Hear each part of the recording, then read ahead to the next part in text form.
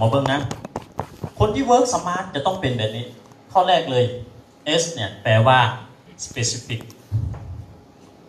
specific เนี่ยมันหมายถึงว่าทุกคนที่ work หรือเฮ็ดเวียกใดเวียกหนึ่งเนี่ยจะต้องมีการเจาะจงถึงเป้าหมายที่ชัดเจนซึ่งเขาอาจจะเคยได้ยินเขาว่าโฟกัสนะเขาจะต้องมีเป้าหมายที่ชัดเจนในสิ่งที่เรากำลังเฮ็ดอยู่และเราจะต้องโฟกัสสิ่งนั้นซึ่งบอกวอกแวกนะบอกวอกแวกในที่นี้หมายถึงว่าบอกเอาเรื่องอื่นเนี่ยมาเป็นเรื่องที่ง่ายกว่าเป้าหมายในส่วนนั้นเพราะว่าอันนี้คือการสำรวจนะว่ามนุษย์เราเนี่ยจะเฮ็ดสิ่งใดสิ่งหนึ่งได้ดีที่สุดก็ต่อเมื่อตั้งใจเฮ็ดในสิ่งนั้นแล้วเฮ็ดอย่างต่อเนื่องมันถึงจะเฮ็ดได้ดีและออกมาได้ดีผลมันจะออกมาได้ดีก็เหมือนกับคำบูฮานเราเคยได้ยินว่าอย่าจับป่าสองมือเพราะว่ามันคล้ายๆเหมือนกับคล้ายๆคือท่านกำลังท้าทายความสามารถว่าท่านเป็นคนเก่งที่จะเฮ็ดอย่างต่างๆได้หลายอย่างแต่สุดท้ายก็บ่มีสิ่งใดออกมาดีเลยเพราะจิตเราบ่ได้ไปโฟกัสในสิ่งนั้นเห็นเนาะนั้นนี่คือความหมายคือเฉพาะเจาะจงเดี๋ยวเราจะมาเบิ่งกันว่าเราจะเฉพาะเจาะจงในเรื่องใดในธุรกิจนี้ที่เจ๊เฮาบรรลุเป้าหมายนี้ได้ไวโอเคเนาะข้อแรกวันนี้มาทำความเข้าใจข้อที่2กันข้อที่2เมื่อกี้นี่ตัว S ข้อที่2ตัวที่2เป็นอย่างตัว M หมายถึงอย่างนะ M เนี่ยภาษาอังกฤษเขาบอกว่าmiserable เนี่ยแปลออกมาเป็นความหมายก็คือว่าสิ่งที่เราเฮ็ดเนี่ยต้องวัดผลได้ต้องวัดแทกได้ต้องประเมินได้ยกตัวอย่างเราเคยประเมินจากการที่เรียกจากตัวเราบอกว่าเมื่อนึงเราเคยชวนคนได้อย่างคนเมื่อนึงเราเคยขายได้เท่าใดหรือเราอาจจะประเมินว่าเราพัฒนาคนให้เป็นเมเนเจอร์เนี่ยระยะเวลาจากเดือนคนนึงถึงจะเป็นเมเนเจอร์พอโยนคำถามไปที่ปุ๊บบางทีที่ผ่านมาเนี่ยข้าพเจ้าก็เคยเป็นเหมือนกันช่วงแรกๆเวลาให้เรียกกับองค์กรเขาทุ่มเทให้เรียกหนักเต็มที่สุดท้ายก็มาถามตัวเองว่าการทุ่มเทให้เรียกหนักเต็มที่เนี่ยผลที่ฮับมันคือบ่ได้ฮับตามความมุ่งมั่นปรารถนาเราเลยว่าเป็นอย่างมันคือบ่ได้ตามวัตถุประสงค์เราเป็นอย่างมันบ่ได้ตามความต้องการเราแล้วเราก็จะเริ่มหาเหตุผลว่ามันเป็นเพราะอย่างกันถ้าเขาบ่หาเหตุผลปุ๊บเขาก็จะเฮ็ดไปเรื่อยมันเวลาผ่านไปเนี่ยผลครับมันจะเกิดแต่เกิดน้อยหลายหรืออาจจะบ่เกิดเลยแล้วทุกคนก็จะบ่เข้าใจว่าเป็นอย่างมันบ่เกิดแล้วมันเกิดเพราะอย่างบางทีวันเวลาผ่านไปผลลัพธ์ในตัวเราเนี่ยแทบจะบ่มีอย่างเลยเพราะแบบนี้เขาเอิ้นว่าเราบ่มีตัววัดเราบ่สามารถประเมินได้เลยว่าไอ้เวียกเกี่ยวเฮ็ดเนี่ยมันได้ผลจากเปอร์เซ็นต์ก็เหมือนที่ว่าไปเมื่อกี้นี่ว่าเขาสามารถชวนคนมื้อนึงได้จากคนทิศนึงได้จากคนเขาสามารถขายหรือแนะนำสินค้าทิศนึงได้จากทีวีและเขาสามารถสร้างผู้นำหรือลีดเดอร์เนี่ยที่เอิ้นว่าเป็นเมเนเจอร์ 30% เนี่ยจากเดือนต่อจากคนเห็นป่ะพอเขาจะไปลงกับคนปุ๊บเขาถึงบนสามารถชี้วัดไปว่าถ้าเจ้าสมัครเข้ามาแล้วสร้างธุรกิจนี้นะถ้าเจ้าเป็นเพื่อนร่วมงานครับเจ้าจะบรรลุเป้าหมายในระยะเวลาเท่านี้เดือนแล้วเดือนแรกจะต้องเฮ็ดอย่างเดือนที่2จะต้องเฮ็ดอย่างหรือแม้กระทั่งมื้อแรกหรือทิศแรกจะต้องเฮ็ดอย่างแล้วเจ้าจะบรรลุเป้าหมายในรายสัปดาห์แล้วใดเจ้าจะบรรลุเป้าหมายในรายเดือนแล้วใดราย3 เดือนแล้วใดเห็นป่ะทุกท่านเคยประเมินแบบนี้ป่ะท่านไหนเคยประเมินเดี๋ยวช่วยยกมือท่านใดที่เคยประเมินแล้วท่านจะได้เขาเอิ้นว่าสูตรของความสำเร็จตัวสูตรของความสำเร็จนี่แหละท่านจะไปใช้กับแต่ละคนที่บ่เหมือนกันท่านจะไปพัฒนาผู้ใดขึ้นมาก็ได้ยกตัวอย่างแบบนี้นะนี่คือเป็นตัวที่วัดฉันประสบการณ์ที่ข้าพเจ้าสร้างธุรกิจเนี่ยข้าพเจ้าเคยเว้าไปเรื่อยๆว่าข้าพเจ้าใช้ระยะเวลา4 ปีในการสร้างธุรกิจระยะเวลา4 ปีเนี่ยข้าพเจ้าฮู้ได้ว่า4 ปีนี้ข้าพเจ้าบรรลุได้เพราะอย่างแรกๆก็คือข้าพเจ้าเวิร์คฮาร์ดแล้วเวิร์คฮาร์ดอย่างต่อเนื่องด้วยแล้ววิธีการเวิร์คฮาร์ดของข้าพเจ้าเนี่ยบ่แม่นเวิร์คฮาร์ดอย่างเดียวข้าพเจ้ามีคำว่าสมาร์ทเข้ามาเกี่ยวข้องแล้วความหมายคำว่าสมาร์ทเนี่ยบ่แม่นแต่งตัวเท่อย่างเดียวบ่แม่นทรงผมเท่อย่างเดียวบ่แม่นว่าทางนอกทุกอย่างดูดีเพอร์เฟคเท่หมดเลยแต่ทางในบ่มีอย่างเลยบ่แม่นแบบนั้นนะคือมันต้องมีการประเมินผล มันต้องมีการวัดผลมันต้องวัดได้ว่าสิ่งที่เราเฮ็ดระยะเวลา 3-4 ปีเนี่ยเฮานักแล้วมันเกิดแนวไหนมันเกิดเพราะอย่างเกิดในระยะเวลาเดือนเท่าใดแล้วเขาลงไปทางใดเขาก็รู้ว่ามันจะเกิดเพราะความสำเร็จมันอยู่ในตัวเขาแม่นบ่แม่นบ่แม่นความสำเร็จอยู่ในตัวของคนอื่นเขาเกิดจากประเมินในตัวเขานะและก็จะบ่แม่นเพียงแค่ขึ้นเวทีเพื่อเป็นการไปประกาศว่าเขาจะสำเร็จเขาจะสำเร็จแต่ลงไปบ่มีอย่างเลยบ่แม่นแบบนั้นท่านทุกครั้งที่เราขึ้นประกาศเนี่ยมันคือการให้พันธสัญญากับตัวเองแล้วมันคือการกระตุ้นตัวเองแล้วลงไปเขาก็จะต้องรักษาพันธสัญญาตัวเองในส่วนนั้นคือเฮ็ดให้บรรลุเป้าหมายจริงๆนั่นคือต้องมีการประเมินว่าวัดผลได้วัดค่าได้วัดแทกได้พูดได้จังใดที่ค่าเฉลี่ยหรือสถิติกฎค่าเฉลี่ยยกตัวอย่างเขาพูดได้จังใดเขาฟ้ององค์กรว่าถ้าไปส่วน3คนมันจะมี1คนทุกคนเคยพูดกฎค่าเฉลี่ยตัวนี้ว่าถ้าไปส่วน3จะมี1คนเซย์ yes 2คนเซย์ no หมายถึงว่า1คนโอเคสมัครหรือซื้อสินค้าอีก2คนบ่ซื้อเลยหรือเผลอๆอาจจะยั่วให้เราเลิกอีกพูดได้แนวใดตัวนี้ก็คือกฎค่าเฉลี่ยตัวนี้ท่านเข้าใจตัวนี้ท่านเฮ็ดเวียกท่านจะบ่ท้อเพราะเอาฮู้เฮ็ดแล้วผลว่ามันเกิดเพราะหยังและไอ้ที่มันบ่เกิดเพราะหยังแม่นบ่แม่ก็เหมือนกันนั่นแหละว่าถ้าเราจะสร้างผู้นำให้ประสบผลสำเร็จจะเป็น 10% 14% 18% หรือเป็น SM หรือเป็นเมเนเจอร์นะเขาก็ต้องรู้ให้ได้ว่าจะเป็นเมเนเจอร์ได้จากเดือนแล้วจะต้องเริ่มต้นแบบไหนถึงจะเป็นเมเนเจอร์โอเคนี่ก็เป็นส่วนหนึ่งแหละที่เราจะได้รู้จักว่ามื้อนี้นี่เป็นอย่างมันถึงมีโปรเจกต์นี้และโปรเจกต์นี้มันวัดค่าได้จริงแท้บอกอันนี้เป็นเรื่องที่สำคัญนะข้าพเจ้าถึงบอกว่ามันต้องวัดค่าได้ถ้าวัดค่าบ่ได้แม้แต่ตัวเราเหมือนกันว่าถ้าจะวัดค่าเรื่องของการพัฒนาผู้ได้จะได้ว่าเราพัฒนาแล้วเขาอาจจะมองว่าปีกายนี่เนี่ยค่อยกับว่าได้แต่งตัวไปนี้นะแต่ปีนี้ค่อยแต่งตัวดีขึ้นแสดงว่าค่อยได้พัฒนาแล้วคือเขาวัดผลที่ตัวใดวัดผลที่การแต่งตัวบ่หรือวัดผลที่ตอนว่าอินเนอร์อยู่ภายในเห็นปะบุคลิกภาพภายในยกตัวอย่างว่าถ้าเราวัดผลว่าโอเคปีกายเนี่ยเรารู้จักคอมพิวเตอร์เลยแต่ปีนี้เรารู้จักคอมพิวเตอร์นะอันนั้นแสดงการพัฒนาภายในเห็นเนาะภายในและภายนอกมันต้องไปพร้อมกันฉะนั้นตัววัดค่าเนี่ยมันจะต้องวัดได้ตลอดวัดได้ทั้งตัวเองและวัดได้ทั้งองค์กรนะอันนี้เราลงกันในมุมของนักบริหาร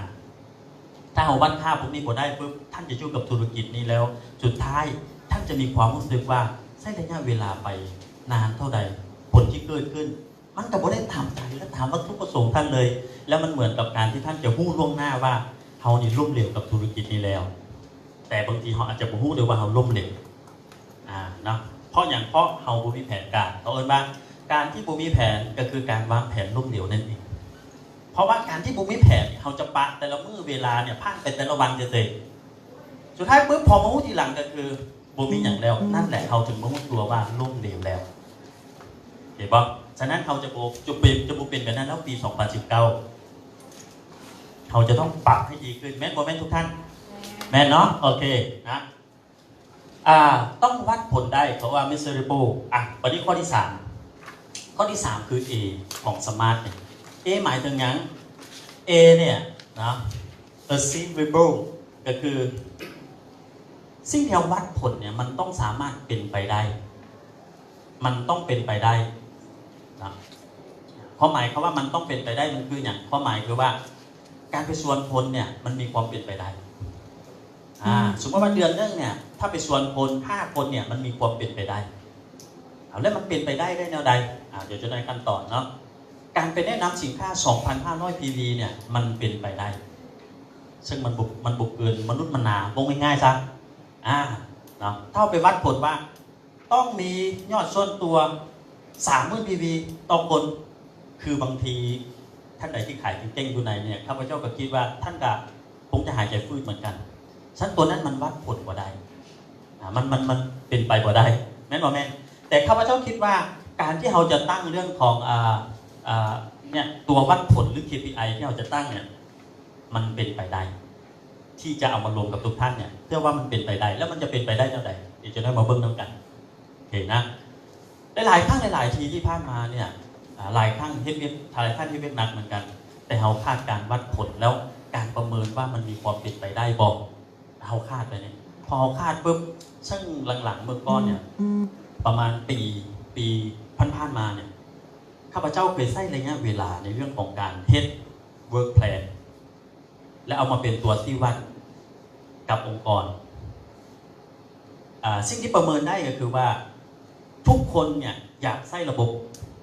แต่สิ่งที่ขาดอย่างพวกบอกทุกคนขาดวินัยเห็นปะฉะนั้นถ้าขาดวินัยปุ๊บต่อให้ระบบจะดีปานใดก็แล้วแต่ถ้าคนบ่มีระเบียบเป็นอะไร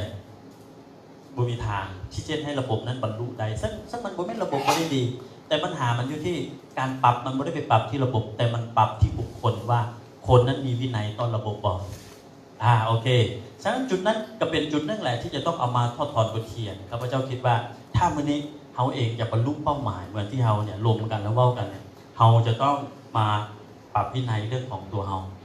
นะมาปรับวินัยเรื่องของตัวเฮาคือจริงๆแล้วมันเหมือนกับการที่จะต้องมาพัฒนาตัวเองมาเข่งเคี่ยวตัวเองหรืออาจจะมาในเรื่องของการปรับตัวเองให้เข้าที่เข้าทางนิดนึงโอเคในส่วนนี้ถ้าเบื้องในมุมนึงมันเหมือนกับจะฝืนใจมันเหมือนกับจะเป็นสิ่งที่เราจะต้องมีความรู้สึกว่าเป็นอย่างมันจะต้องมาพิลึกปันนี้หากท่านได้ฟังเกี่ยวกับเรื่องหัวข้อที่เราเคยลงกันว่า mindset ชื่อป๊อปโอเคคนที่มี mindset นี่นะ mindset หมายถึงอย่าง mindset ก็คือกรอบความคิดของคนมันจะมีอยู่2อย่างแม่นบ่แม่กรอบความคิดที่นั่นคืออย่างกรอบความคิดแบบตายตัวซึ่งเขาเอิ้น fixed mindset แม่นบ่กรอบความคิดที่2เขาเอิ้นว่ากรอบความคิดที่ได้พัฒนาก็คือเป็น growth mindset ฉะนั้น fixed mindset และ growth mindset จะต่างกันคนที่มี fixed mindset เนี่ยหากได้ยินสิ่งใดที่ไม่ไหม้หรืออาจจะได้ยินสิ่งใดที่เช่นให้ตัวเองต้องมีการปรับตัวหรือต้องมีการปรับเปลี่ยนเนี่ยคนกลุ่มนั้นจะมักแอนตี้เสมอเพราะว่าเขามี fixed mindset ก็คือมีความคิดมีกรอบความคิดที่บ่พัฒนาเนาะแต่ถ้ามื้อนี้เราต้องการที่จะไปได้ไกลกว่าเดิมสิ่งนึงเราจะต้องยอมรับคือไม่อย่างว่าการพัฒนาเห็นไหมวันนี้ถ้ามีการพัฒนามันต้องมีการฝืนใจตัวเองเห็นไหมมันต้องมีการฝืนใจตัวเองฉะนั้นสิ่งที่เราจะลงกันวันนี้เนี่ยข้าพเจ้าก็มองว่านี่คือ growth mindset นี่คือก็ความคิดที่พัฒนานะมันอาจจะมีส่วนที่มีความรู้สึกอาจจะฝืนใจหรืออาจจะไปตามทิศทางนิดนึงแต่ว่าถ้าเราปรับตัวเองไปตามทิศทางชุดนี้ได้เราก็จะบรรลุเป้าหมายนี้ได้อย่างดีเนาะโอเคเป็นไปได้เนาะวันนี้มาเบิ่งข้อที่ไม่ยัง4โอเคตัว R หมายถึงอย่างเนาะ R ก็คือreasonable มีความหมายก็คือว่าสิ่งที่เราตั้งเป้าหมายสิ่งที่เราจะประเมินเนี่ยมันต้องสมเหตุสมผลในที่นี้หมายถึงว่าถ้าเราตั้งอยู่ประมาณเมื่อก่อนเราไปตั้งว่าถ้าเดือน1,000 PV โอเคบอคำถามว่าเดือน1,000 PV โอเคบอแต่พอมาเช็คเบื้องสายงานจริงๆข้าพเจ้าเห็นว่าแต่ละคนเนี่ย1,000 PV เป็นเรื่องจิ๊กย่อยไปอย่างเช่นคือท่านทิพย์เกษรเนี่ยถ้า1,000 PV เนี่ยนอนอยู่บ้านประมาณครึ่งเดือนแล้วไปหายังได้อยู่1,000 PV แม่นบ่แม่นคือมันง่ายเกินไปในความรู้สึกมันบ่มีอย่างที่ท้าทายเลยแม่นบ่แม่นฉะนั้นบางคนอาจจะ 3,000 บางคนอาจจะ 5,000 ฉะนั้นข้าพเจ้าก็เลยมองว่าถ้าเทียบในยุคปัจจุบันนะแล้วเอาเทียบใช้กับสินค้าแต่ละค่ายที่เขามีแล้วเอาสินค้ากังเซ็นไปเทียบใช่เนี่ยข้าพเจ้ายังเห็นว่าสินค้ากังเซ็นยังทื่อกว่าเขาแล้วพวกนั้นมันซื้อได้เท่าไหร่ยกตัวอย่างบางทีสินค้ากับแพงอยู่แล้วแต่คุณภาพบางทีเทียบกันเนี่ยยังบ่เท่ากับของเราเลยแล้วเขาซื้อได้เท่าไหร่เห็นไหมฉะนั้นเราลองมาวิจัยวิเคราะห์นำกันและบวกอีกส่วนนึงก็คืออีกกลุ่มคนที่อยู่ในช่องทางออนไลน์ที่ขายออนไลน์เห็นไหมที่พยายามที่จะต้องหาทุกวิธีการมาให้ในเรื่องของการตลาดเพื่อสักจูงให้ท่านเนี่ยเข้าไปแล้วอยากซื้ออย่างต่างๆเคยซื้อมาอยู่แล้วก็มายุ่งกับเปรียบเทียบจะอยู่ว่าเป็นอย่างสินค้าของเขามันก็ไม่ได้ดีเลิศเลยนะเพื่อไอ้สิ่งที่เห็นโฆษณาอยู่ในออนไลน์อย่างต่างแล้วเขาเอามาเนี่ยบางทีความแตกต่างมันมีเพราะว่าพอเห็นอยู่ในโปรไฟล์เห็นอย่างต่างมันเหมือนจะดูดีแต่พอเอามาเปรียบเทียบด้วยกันเนี่ยมีความรู้สึกเป็นอย่างมันคือต่างกันแสดงว่ามันเป็นการตลาดเฉยๆการตลาดแต่พอเราไปซื้อมาไส้ไปซื้อมาอย่างต่างๆมีความรู้สึกว่าเทียบกับคุณภาพของเราแล้วเขายังบดติดเลยนะมันบวเป็นคู่แข่งเลยถ้าเป็นอย่างเขาขายได้แสดงว่ามันเป็นการตลาดเฉยๆแล้วถ้ามื้อนี้เรามีสิ่งที่ดีๆแต่ แต่ความหมายก็คือว่า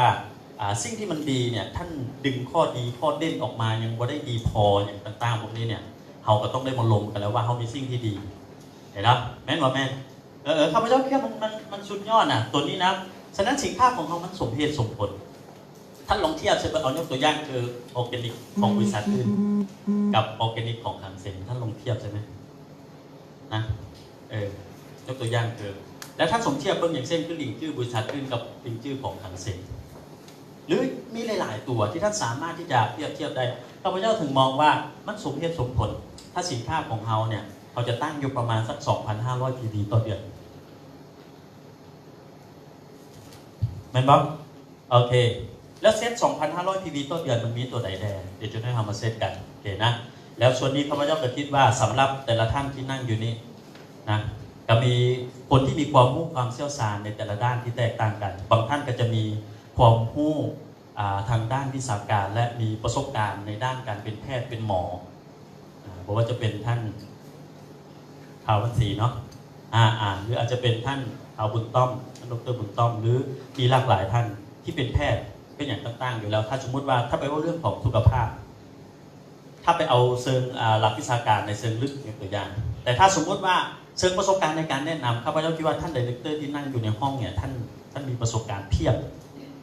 นะแล้วในการแนะนำสินค้าหรือขายสินค้าพวกนี้ได้อยู่แล้วแม่นบ่แม่นนะอีกส่วนหนึ่งก็คือพวกสินค้าคู่ความงามอย่างต่างๆพวกนี้เป็นต้นข้าพเจ้าก็คิดว่ามีคนที่มีประสบการณ์แล้วถ้ายิ่งเป็นเครื่องไส้แล้วเนี่ยมันเป็นเรื่องง่ายหลายเพราะว่ามันเป็นสิ่งที่ทุกคนจำเป็นต้องใช้อยู่แล้วท่านตัวนี้เขาถึงตั้งอยู่ประมาณ 2,500 PV ต่อเดือนทุกท่านคิดว่ามันหนักเกินไปบ่หนักบ่ 2,500บ่หนักเลยเห็นปะบ่หนักเลยแล้วท่านและข้าพเจ้าก็เชื่อว่าจากประสบการณ์ที่ทุกท่านมีเนี่ยท่านสามารถถ่ายทอดให้กับเมเนเจอร์ของท่านให้มี 2,500 PV ต่อเดือนได้แม่นบ่แม่นเอาแล้วมันจะมีได้แนวใดเดี๋ยวจะได้ทำมาเบิ่งกันนะโอเคเพราะว่า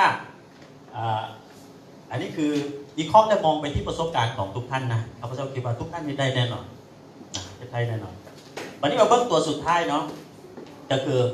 สิ่งที่เราประเมินผลเนี่ยสิ่งที่เราตั้งเป้าหมายหรือเขาเอิ้นว่าเรากำลังเจาะจงเนี่ยมันต้องมีกรอบเวลาการเรียนแบบสมาร์ทต้องมีกรอบเวลาและต้องมีไทม์ไลน์เขาเอิ้นว่ากรอบเวลาตัวกรอบเวลาเนี่ยมันจะบอกท่านว่าท่านจะบรรลุเวลาท่านจะบรรลุความสำเร็จได้มื้อใดเวลาใดเดือนใดปีใดเหมือนที่ข้าพเจ้าเคยสนเทียบว่ามี2คำถามอย่างเช่นว่าคำถามแรกก็คือว่าท่านจะตักน้ำเต็มฟุ่ยให้ได้แนวใดให้ได้ด้วยวิธีใดจะตักน้ำเต็มฟุ่ยให้ได้ด้วยวิธีใดกับอีกแบบนึงก็คือว่าท่านจะตักน้ำเต็มฟุ่ยใน1 สัปดาห์ให้ได้ด้วยวิธีใด2คำถามเนี่ยมันจะคล้ายกันมันบ่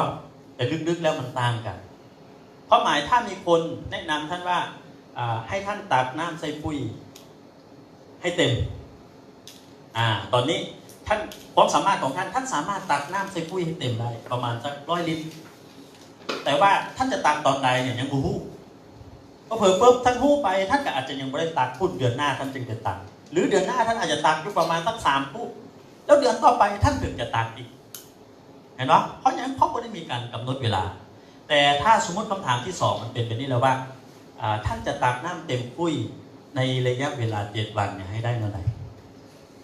เห็นบอกท่านจะคิดแล้วว่าแห่งของท่านที่ท่านจะตักเต็มฟุ่ยเนี่ยถ้าเวลาท่านน้อยท่านก็จะเริ่มคิดแล้วควรจะตื่นมาตักตอน2 โมงดีบ่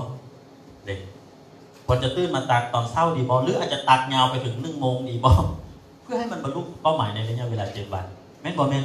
ตัวนี้คือกรอบของเวลาและข้าพเจ้าก็เชื่อว่ามีหลายท่านเหมือนกันที่ยังไม่เข้าใจเรื่องของกรอบเวลาส่วนนี้ถ้าเขาเข้าใจเรื่องของกรอบเวลาเนี่ยเขาจะเป็นนักบริหารที่ได้ดีเก่งเพราะว่าทุกอย่างต้องมีการกำหนดเวลาเหมือนกับท่านเขียนโปรเจกต์1 โปรเจกต์และเอาไปนำเสนอกับคนที่เขาอยากจะสร้างโปรเจกต์นั้นหรือโครงการนั้นยกตัวอย่างถ้าไปนำเสนอแล้วว่าระยะเวลาเพียงแค่3 ปีทุกอย่างจะเรียบร้อยทั้งหมดถ้าบ่เรียบร้อยปุ๊บก็คือเซ็นสัญญาว่าจะมีการปรับใหม่กันเกิดขึ้นท่านเชื่อบอกว่าในระยะเวลา3 ปีท่านจะรู้ว่าเวลาที่จะสร้างแต่ละขั้นแต่ละตอนแต่ละขั้นแต่ละตอนถ้าเวลาอย่างน้อยปุ๊บผู้บอกว่าท่านจะไปคุมใครท่านจะไปคุมผลงานที่จะต้องเฮ็ดเรียกหนักถึง1 โมงกลางคืน2 โมงกลางคืนแม่นบ่แม่น เดลักษณะแบบนี้เป็นต้นนี่เขาเอิ้นว่าไทม์ไลน์นี่ก็เหมือนกันข้าพเจ้าเห็นผู้นำหลายท่านเหมือนกันที่เฮ็ดเวียกบางทีเขากับมานั่งอ่านไลน์อ่านจนชาวบ้านแต่ละคนเนี่ยที่วินเฟสเนี่ยเขาฮู้หมดทุกคนเลยยกตัวอย่างบางทีเขาบอกว่าได้ย่างเวลาเท่าใด2 ชั่วโมงเสียเวลาไปเฉยๆแทนที่จะเอาเวลา2 ชั่วโมงนั้นไปตามคนรู้องค์กรเอาเวลา2 ชั่วโมงนั้นไปขายเอาเวลา2 ชั่วโมงนั้นไปสปอนเซอร์คนเข้ามาหรือเอาเวลา2 ชั่วโมงนั้นไปอ่านหนังสือพัฒนาตัวเองเห็นบอกหรือจะเอาเวลา2 ชั่วโมงนั้นไปใช้เกิดประโยชน์อย่างต่างๆหลายอย่างแต่เขากับพัดบัวเฮ็ดก็เพราะอย่างก็เพราะว่าเขาบริหารเวลายังบุกเขารู้จักไทม์ไลน์เขารู้กรอบของเวลานักธุรกิจทุกคนจะต้องรู้จักเรื่องนี้โอเคถ้าเขารู้จักเรื่องนี้เชื่อบอกเขาจะใช้เวลาเลื่อยเปื่อยในแต่ละวันก็จะตื่นนอนได้กับธรรมดาพอตื่นนอนมาแล้วก็จะล้างหน้าได้กับธรรมดาพอล้างหน้าได้แล้วก็ยังกวดจิทาแป้งกวดจิทาตบไข่มุกโอ้ยกวดจิแต้มคิ้วกวดต่างๆสารพัดอย่างบ่ธรรมดาแล้วกวดจะเสด็จออกบ้านได้กับบ่ธรรมดาเห็นปะท่านนี่คือไทม์ไลน์ซึ่งเราจะต้องรู้จักนะว่าการบริหารตัวเองหรือเซลล์แมネจเมนต์เนี่ยเราจะต้องรู้จักถ้าเรารู้จักเรื่องนี้มันจะส่งผลไปถึงดาวไลน์หรือระดับเมเนเจอร์ของท่านเนี่ยท่านคิดว่ามันจะเกิดอย่างขึ้นอันนี้ก็เป็นอีกเรื่องนึงแหละเนาะในหลักสูตรและในโปรเจกต์อย่างต่างๆที่เราจะต้องทำความเข้าใจโอเคนี่คือไทม์ไลน์ของเราเนี่ยถ้าเราตั้งอยู่ประมาณ2 เดือนแล้วมันจะบรรลุได้เท่าใด2 เดือนเห็นปะ2 เดือนมันจะบรรลุได้เท่าใดเดี๋ยวเรามาเบิ่งกันโอเคและข้าพเจ้าก็เชื่อว่าแรงจูงใจที่เชฟไดท่านเนี่ยอยากพัฒนาเมเนเจอร์เนี่ยอย่างแรกก็คือแน่นอนอยู่แล้วคนที่มีเป้าหมายที่จะสร้างธุรกิจนี้ให้มั่งคั่งและมั่นคงท่านก็คิดหาองค์กรอยู่แล้วว่าท่านจะพัฒนาองค์กรคนใดแต่ก็เชื่อได้ว่ามันบ่แม่นหมดทุกคนในดัชนีชีวัดมันบอกว่ากลุ่มใดที่เป็นลูกค้าควรเฮ็ดแนวใดอันนี้แน่นอนทุกคนรู้กลุ่มใดที่เป็นธุรกิจขนาดน้อยจะเฮ็ดแนวใดและกลุ่มใดที่เป็นนักสร้างเครือข่ายจริงๆจะเฮ็ดแนวใดอันนี้ก็มองแล้วมันจะเป็นพื้นฐานนะแต่ข้าพเจ้าเองก็มีความรู้สึกว่าผู้ทำบางท่านเนี่ยยังเสียเวลากับคนผู้ถือคนนั่งเข้ามาเป็นปีแล้วเห็นปะจริงๆแล้วเราบางทีเราหู้อยู่แก่ใจบางทีเขากับอาจจะโบหู้ว่าคนนั้นคนที่เขานั่งเฝ้าอยู่นี่เนี่ยเป็นของแท้หรือของปลอมเขากำลังปลูกพืชใส่อย่างเขากำลังปลูกพืชใส่หินหรือปลูกพืชใส่ก้อนดินที่อุดมสมบูรณ์ถ้ากำลังนั่งปลูกพืชใส่หินระยะเวลา2 เดือน1 เดือน1 ปีท่านเชื่อบอกว่าบ่มีผลเลยมันจะบ่โผล่ออกมาเป็นนอให้ท่านเห็นเลยมันจะบ่โผล่ออกมาแม้กระทั่งเป็นมากเป็นอย่างเลยอย่าว่าจะเป็นมากเป็นนอออกมายังบ่เห็นแม่นบ่แม่บางทีมันอาจจะเป็นแบบนี้แล้วท่านจะพูดได้จังไดว่าท่านกำลังปลูกพืชถือบอลแล้วก็ต้องมีข้อคุ้มคนกลุ่มนั้นว่าเขาคือคนที่ท่านอยากจะสร้างเขาล่ะคนที่ท่านกำลังโพสต์เขาอยู่กำลังจะพูดเขาอยู่เห็นปะอันนี้ก็เป็นเรื่องที่สำคัญนะโอเคเป็นเรื่องที่สำคัญวันนี้เรามาเบิ่งน้ำกันว่าแรงจูงใจที่จะให้เราบรรลุเป้าหมายแล้วสิ่งที่เราจะได้รับเนี่ยเนาะจริงๆแล้วแคมเปญตัวนี้เนี่ยมันจะบ่ได้มีอยู่ในแคมเปญ2019แต่เนื่องจากข้าพเจ้ากับท่านข่าวสุขสวรรค์ก็เลยมานั่งรวมกันว่าแล้วท่านไดเรคเตอร์ล่ะถ้าสมมติว่าบรรลุเป้าหมายเนี่ยสิ่งที่จะเป็นรางวัลเกินจากเขาว่าโบนัสหรืออย่างต่างๆเนี่ยจุดใดที่จะให้ทุกท่านเนี่ยมีแรงจูงใจที่จะพัฒนาองค์กรของท่านซึ่งเขาก็โอเคบรรลุแคมเปญไปแล้วท่านก็โอเคบรรลุแคมเปญได้ก็เลยเป็นสิ่งที่ออกแบบมาสำหรับคนที่สร้างผลงานเนาะคนที่สร้างผลงานและคนที่ต้องการความท้าทายอยู่แล้วฉะนั้นมันถึงมีโปรแกรมโอซาก้าเนี่ยมันเป็นเมืองหนึ่งของญี่ปุ่นที่หิมะจะตกยาวถึงครึ่งปีเขาเอิ้นว่า6 เดือนฉะนั้นถ้าท่านเบิ่งภาพท่านจะเห็นหิมะเพราะว่าเป็นอย่างมันถึงกองได้หนาถึงขนาดนี้เห็นไหมชั้นเขตของโอซาก้าเนี่ยมันจะเป็นเขตที่เอิ้นว่าเนี่ยเป็นออริจินอลเลยนะของเจแปนหรือของญี่ปุ่นเนี่ยมันจะเห็นนะจะไปอาบแม่น้ำออนเซ็นแม่น้ำออนเซ็นหรือไปตะลุยหิมะกันโอเคนี่เป็นโปรแกรมตะลุยหิมะโอเคออกแบบมาเพื่อเป็นการที่เพราะว่ามันสมน้ำสมเนื้อกับการที่ท่านเองเฮ็ดเวียกหนักเอาง่ายจ้ะมันสมน้ำสมเนื้อโอเคแต่ว่ากับบ่ได้อาจจะไม่ได้สมทุกคนมันจะเหมาะสำหรับคนที่เฮ็ดเวียกหนักเท่านั้นนะเราจะได้ในสิ่งที่เราคู่ควรโ โอเคซึ่งมุ้ยไผ่ที่สามารถที่จะไปมอบสิ่งนี้กับเราได้โดยการที่เราเองเนี่ยบนต้องการที่อยากจะได้มันนะอันนี้ก็เป็นสิ่งนึงแหละที่ท้าทายข้าพเจ้าก็มองว่าถ้าท่านพัฒนาเมเนเจอร์ของท่านเนี่ยให้บรรลุเป้าหมายแนวใดล่ะเอามาเบิ่งน้องกันแคมเปญนี้หมายถึงว่าถ้าท่านพัฒนาเมเนเจอร์ของท่านภายใต้สายงานให้บรรลุเป้าหมายแนวใดนั่นคือเป็นเมเนเจอร์ที่เกิดขึ้นใหม่อันที่สองก็คือ qualify ติดต่อกัน3 เดือนเมเนเจอร์ที่เกิดขึ้นใหม่เนี่ยรวมทั้ง per star บอถูกต้องรวมทั้ง per star รวมทั้ง Ruby บอถูกต้องรวมทั้ง Ruby รวมทั้ง SM บอถูกต้องรวมทั้ง SM โอเคแต่ว่าจะเบรกออกไประหว่าง Director เป็นบอระหว่าง Director เดี๋ยวตัวนี้ขอใส่กระดาษดีบอใส่ใบบอร์ดเดี๋ยวตั้งเอาสไลด์ทองใบบอร์ดนะเพราะว่าตามที่ได้ลงกับท่าน MD แล้วกันเมื่อนั้นเนี่ยบางท่านก็อาจจะเข้าใจเวิร์ดแลนด์และเข้าใจบุเวิร์ดแลนด์เนาะโอเคส่วนนี้เป็นการที่ฝ่ายส่วนนี้ก็จะเพิ่มเติมสำหรับแคมเปญออสการ์นะสำหรับคนที่จะบรรลุแคมเปญนี้จะต้องเป็นแนวใดตัวมือดังกับผู้ช่วยด้วยโอเคส่วนนี้คือตัวท่านเองที่เป็นไดเรคเตอร์อยู่แล้วโอเคที่เป็นไดเรคเตอร์อยู่แล้วท่านพัฒนาเมเนเจอร์ของท่านสมมติว่าภายใต้สายงานท่านก็มีไดเรคเตอร์นี่ก็เป็นท่านไดเรคเตอร์เหมือนกันแสดงว่ามันจะคือเบรกออกไปเป็นกลุ่มออกไปของมันนะมั้งแต่หน้าที่ของท่านก็คือว่าเมื่อท่านพัฒนา SM ขึ้นมาแล้วมีการคุริฟายติดต่อกัน 25,000 PV ระยะเวลา3 เดือนแบบนี้แสดงว่าท่านได้ไป1 คนเห็นปะเขาจะไล่เป็น1 คนแล้วถ้าสมมติว่าคนที่เป็นเมเนเจอร์เป็น SM แล้วเรามีเมเนเจอร์ที่เกิดขึ้นใหม่สัก2 คนนั่นคือ RSM แล้วก็มี SM ลึกลงไป SM ลึกลงไป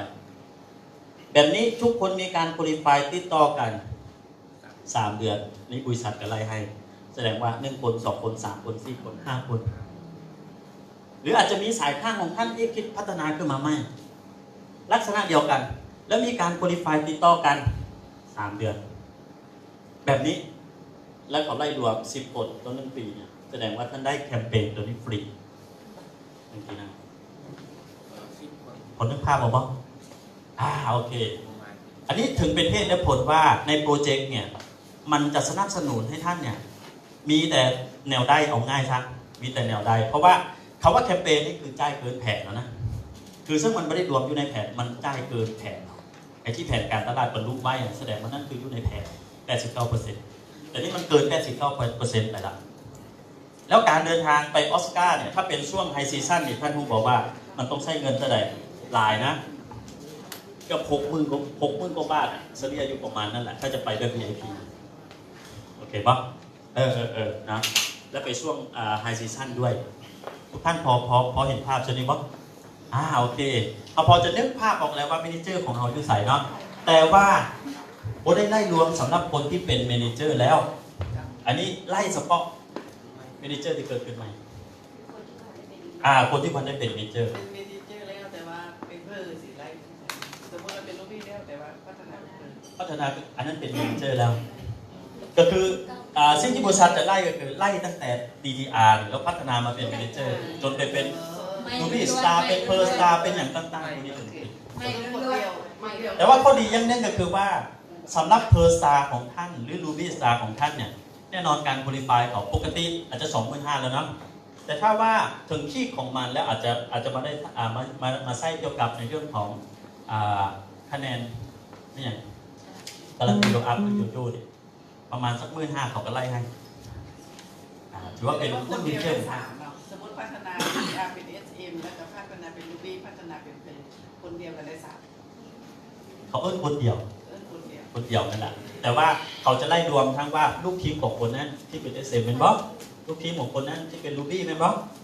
ก็จะไล่รวมทางนั้นส่วนนั้นเนี่ยเหมือนกับบอกเป็น3เนี่ยถ้าเป็นแบบนี้ถ้าท่านเบิ้งในรูปเห็นบล็อกถ้าเป็นแบบนี้เป็น3ถ้าเป็นแบบนี้เป็น3เนาะ 1 เส้นคือ 1 2 3 เป็น โอเคถ้าเป็น1 2 3 4 5โอเคถ้าเป็นแบบนี้เห็นปะในกลุ่มเว้นเสียแต่ว่าคนนั้นอาจจะถึงเบรกออกไปด้วยเป็นการเป็นดีเรคเตอร์บริษัทจะนับให้คนนี้โอเคปะ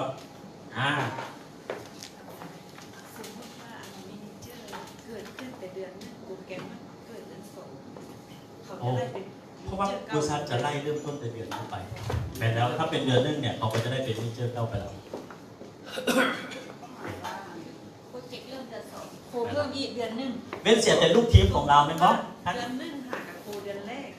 บังเอิญมาโคเดือนสองถึงสามตัวเราจะเป็นมินิเจอร์เก่าหรือไม่ เก้าเว้นเสียแต่ลูกทีมของเราข้างล่างเกิดขึ้นเป็นมินิเจอร์ของบริษัทได้ไง แสดงให้เกิด โอเคปะสรุปง่ายๆก็คือไม่เฉพาะเดือนนี้ไปโอเคที่แต่เดือนนึงลงไปเนี่ยเขาเข้าโอเคนะโอเค เดือนสุดท้ายทุกคนจะได้ ฮะ สมมติ ได้หรือท่านอาจจะได้เดือนเดียว10 คนเลยก็ได้ ต้องสามเลยอ่ะ 3 เดือนคนที่ไปที่ต้องเป็น3 เดือนโอเคปะอันนี้ก็เป็นสิ่งที่ท้าทายตัวนึงเลยล่ะที่จะท่านบรรลุแคมเปญของดีเรคเตอร์ที่จะได้ไปอาบแม่น้ำออนเซ็นโซผู้ห้างสรีระให้กันเบิ้งในตอน และกลับไปแล้ววันนี้เอสเอ็มก็ได้ไปหักตำแหน่งตามเซ็น ถูกต้อง 3 เดือนไปอีก5 โอ เดือน เคเดี๋ยวจะน่าจะลงกันว่าโปรเจกต์นี้เนี่ยแมเนเจอร์เขาจะได้เนี่ยตอนนี้กำลังลงเรื่องของทุกท่านอยู่นะมันเป็นผลประโยชน์ของทุกท่านไหมมั้งโอเคนะเข้าใจแล้วพอเข้าใจแล้วเนี่ยเขาจะพัฒนาแมเนเจอร์ให้ได้10 คนแนวใดถ้ามองแบบฟิวเพิร์นเขาอาจจะมองว่าอุ้ยเนี่ยเวลาดนตรีมันไม่ได้ง่ายนะหรือมันอาจจะยากแต่ถ้าเรามีโปรเจกต์มีการเรียกร่วมกันทุกคนก็จะเห็นเป้าหมายได้หลายขึ้นและก็มีตัวที่วัดที่ชัดเจนมันก็จะง่ายขึ้นแม่นบ่แม่น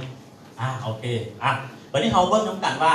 วัตถุประสงค์ของโปรเจกต์ The Generation Project เนี่ยวัตถุประสงค์คืออย่างแท้ที่เราลงกันมาตั้งแต่ต้นปีบุเลิกหมดแล้วเนาะแล้วจะมาเริ่มต้นมื้อนี้นี่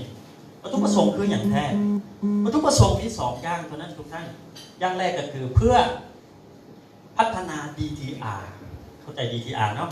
สมัครมาใหม่หรือจะเป็น10หรือจะเป็น14 18 22เขาเอิ้น DTR เพื่อพัฒนา DTR เนี่ยให้เป็นเมเนเจอร์ภายใน2 เดือน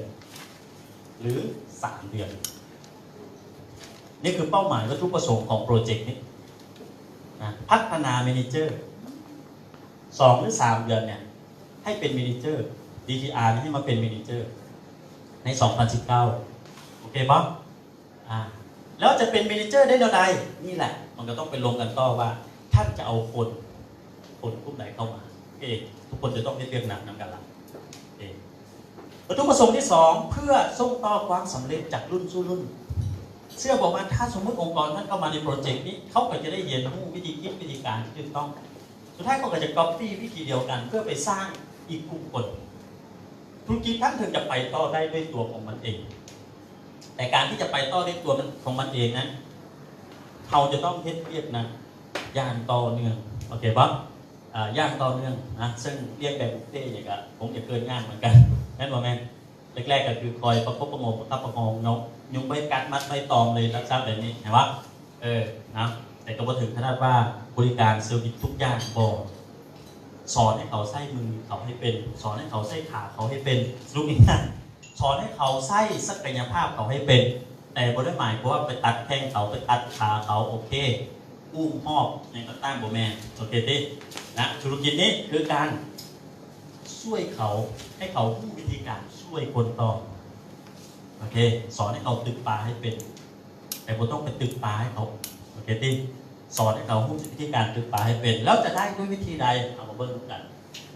ปีนึง2019เนี่ยเขาแบ่งออกเป็น4 ไตรมาสด้วยกัน4 ไตรมาสไตรมาสที่1คืออย่างไตรมาสที่1คือเขาเอิ้นว่าเจน E1เขาจริงๆเขาใส่เดือน1หาเดือน4จริงๆแล้วเขามาเริ่มต้นเดือน2เนาะอาจจะเป็นเดือน2หาเดือน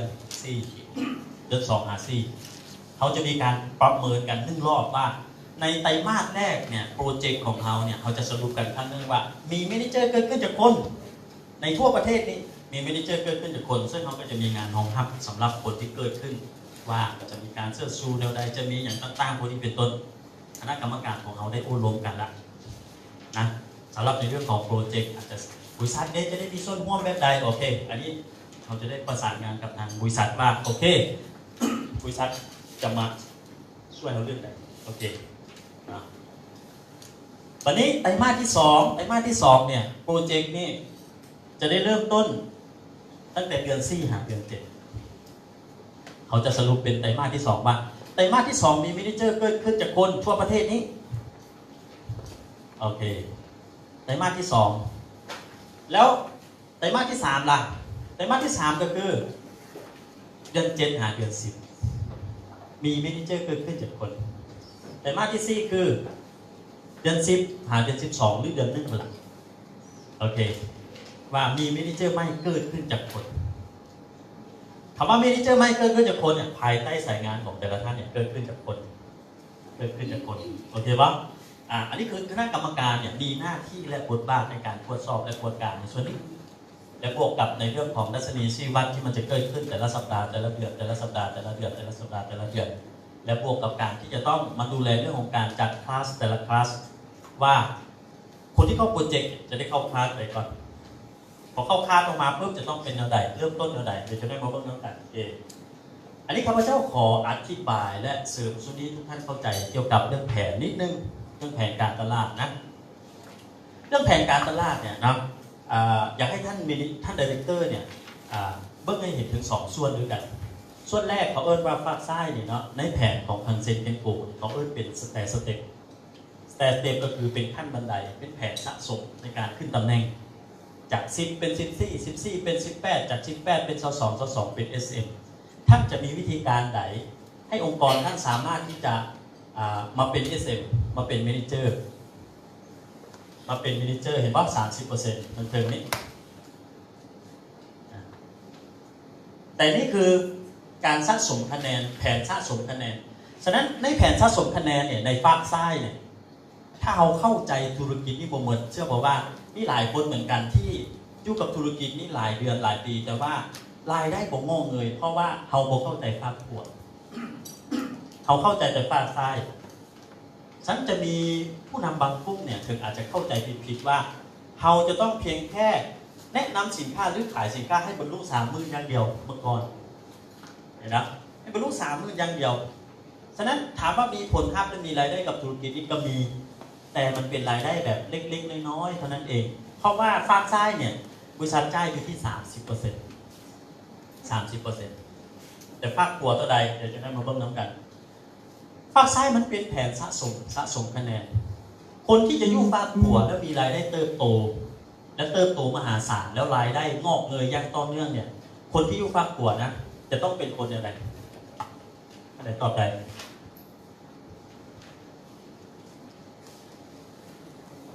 ขยายองค์กร 1ขยายองค์กร2ให้มีผู้ใส่สินค้าอย่างต่อเนื่องตัวมือดันกับท่านข่าวสวยทองด้วยแล้วท่านอื่นล่ะโอเค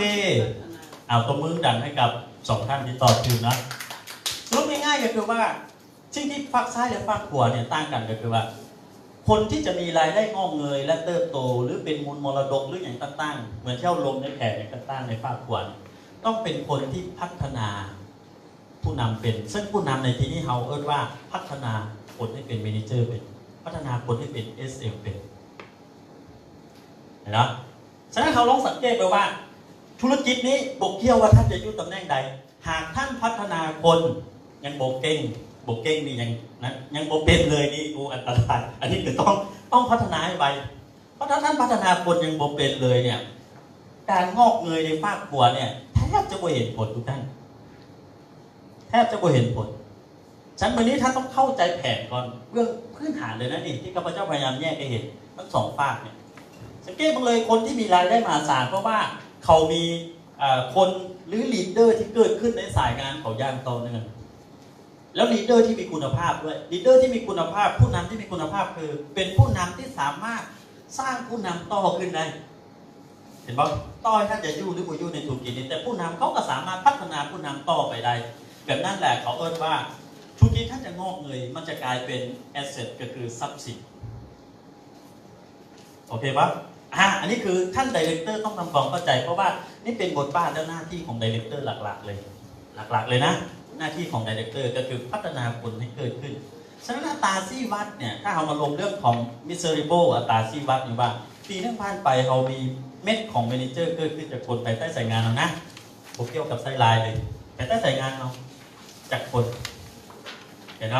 ถ้า1 ปีผ่านไปปุ๊บถ้าท่านวัดได้ว่า manager เกิดขึ้น3 คน5 คน6 คนท่านเห็นอัตราการเติบโตว่าแต่ท่าน1 ปีโบมีเลยท่านรู้เลยว่าธุรกิจของท่าน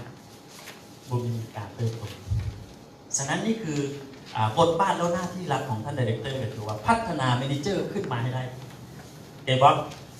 เมื่อท่านพัฒนาเมเนเจอร์ขึ้นมาแล้วในปัจจุบันเนี่ยท่านได้โบนัสแล้วยังบ่พอท่านยังจะได้แคมเปญที่เกิดจากแผนการตลาดอันนี้ต้องตบมือดักกับบริษัททางเซ็นเกมโกเลยว่าที่มีนโยบายดีๆแบบนี้แต่ท่านต้องเข้าใจนะว่านี่เป็นเฉพาะทางเซ็นเกมโกประเทศลาวเท่านั้นนะโอเคที่มีแคมเปญดีๆแบบนี้จริงๆแล้วบริษัทอาจจะจ่ายหรือบ่จ่ายก็ได้เพราะมันเกินมันนอกเหนือจากแผน 89% เนี่ยจริงๆบริษัทจ่ายอยู่แล้วแต่ว่าที่มีแคมเปญมาสนับสนุนเนี่ยมันเกินแล้วมันเกิน 89% แล้วพอจะนึกภาพบอกว่าอันนี้สิทธินี้ท่านควรจะได้ห้ามหรือบกวนท่านนายว่าควรจะได้หรือบกวนควรเนาะถ้าควรเนี่ยข้าพเจ้าก็ขอให้ทุกท่านบรรลุเป้าหมายในสิ่งที่ท่านต้องการในส่วนนี้เนาะวันนี้เราเบิ้งนำกันวันนี้ข้าพเจ้าจะอธิบายช่วงนี้เข้าใจว่าฝากซ้ายเนี่ยบริษัทได้อยู่ประมาณนี้ 30% ในฝากซ้ายเห็นปะสิ่งที่ท่านจะบรรลุฝากขวาได้เนี่ยอย่างแรกเลยพัฒนาตัวเองให้เป็น SM การพัฒนาตัวเองให้เป็น SM ช่วงแรกๆเนี่ยข้าพเจ้าคิดว่า10 คนเนี่ยอาจจะมีบทเท่าใดคน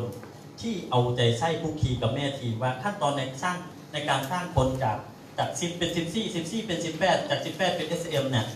มันมีน้อยคนหลายที่จะเอาใจใส่สังเกตแม่ทีมเวลาให้เรียกว่าถ้าเป็น 10% เนี่ย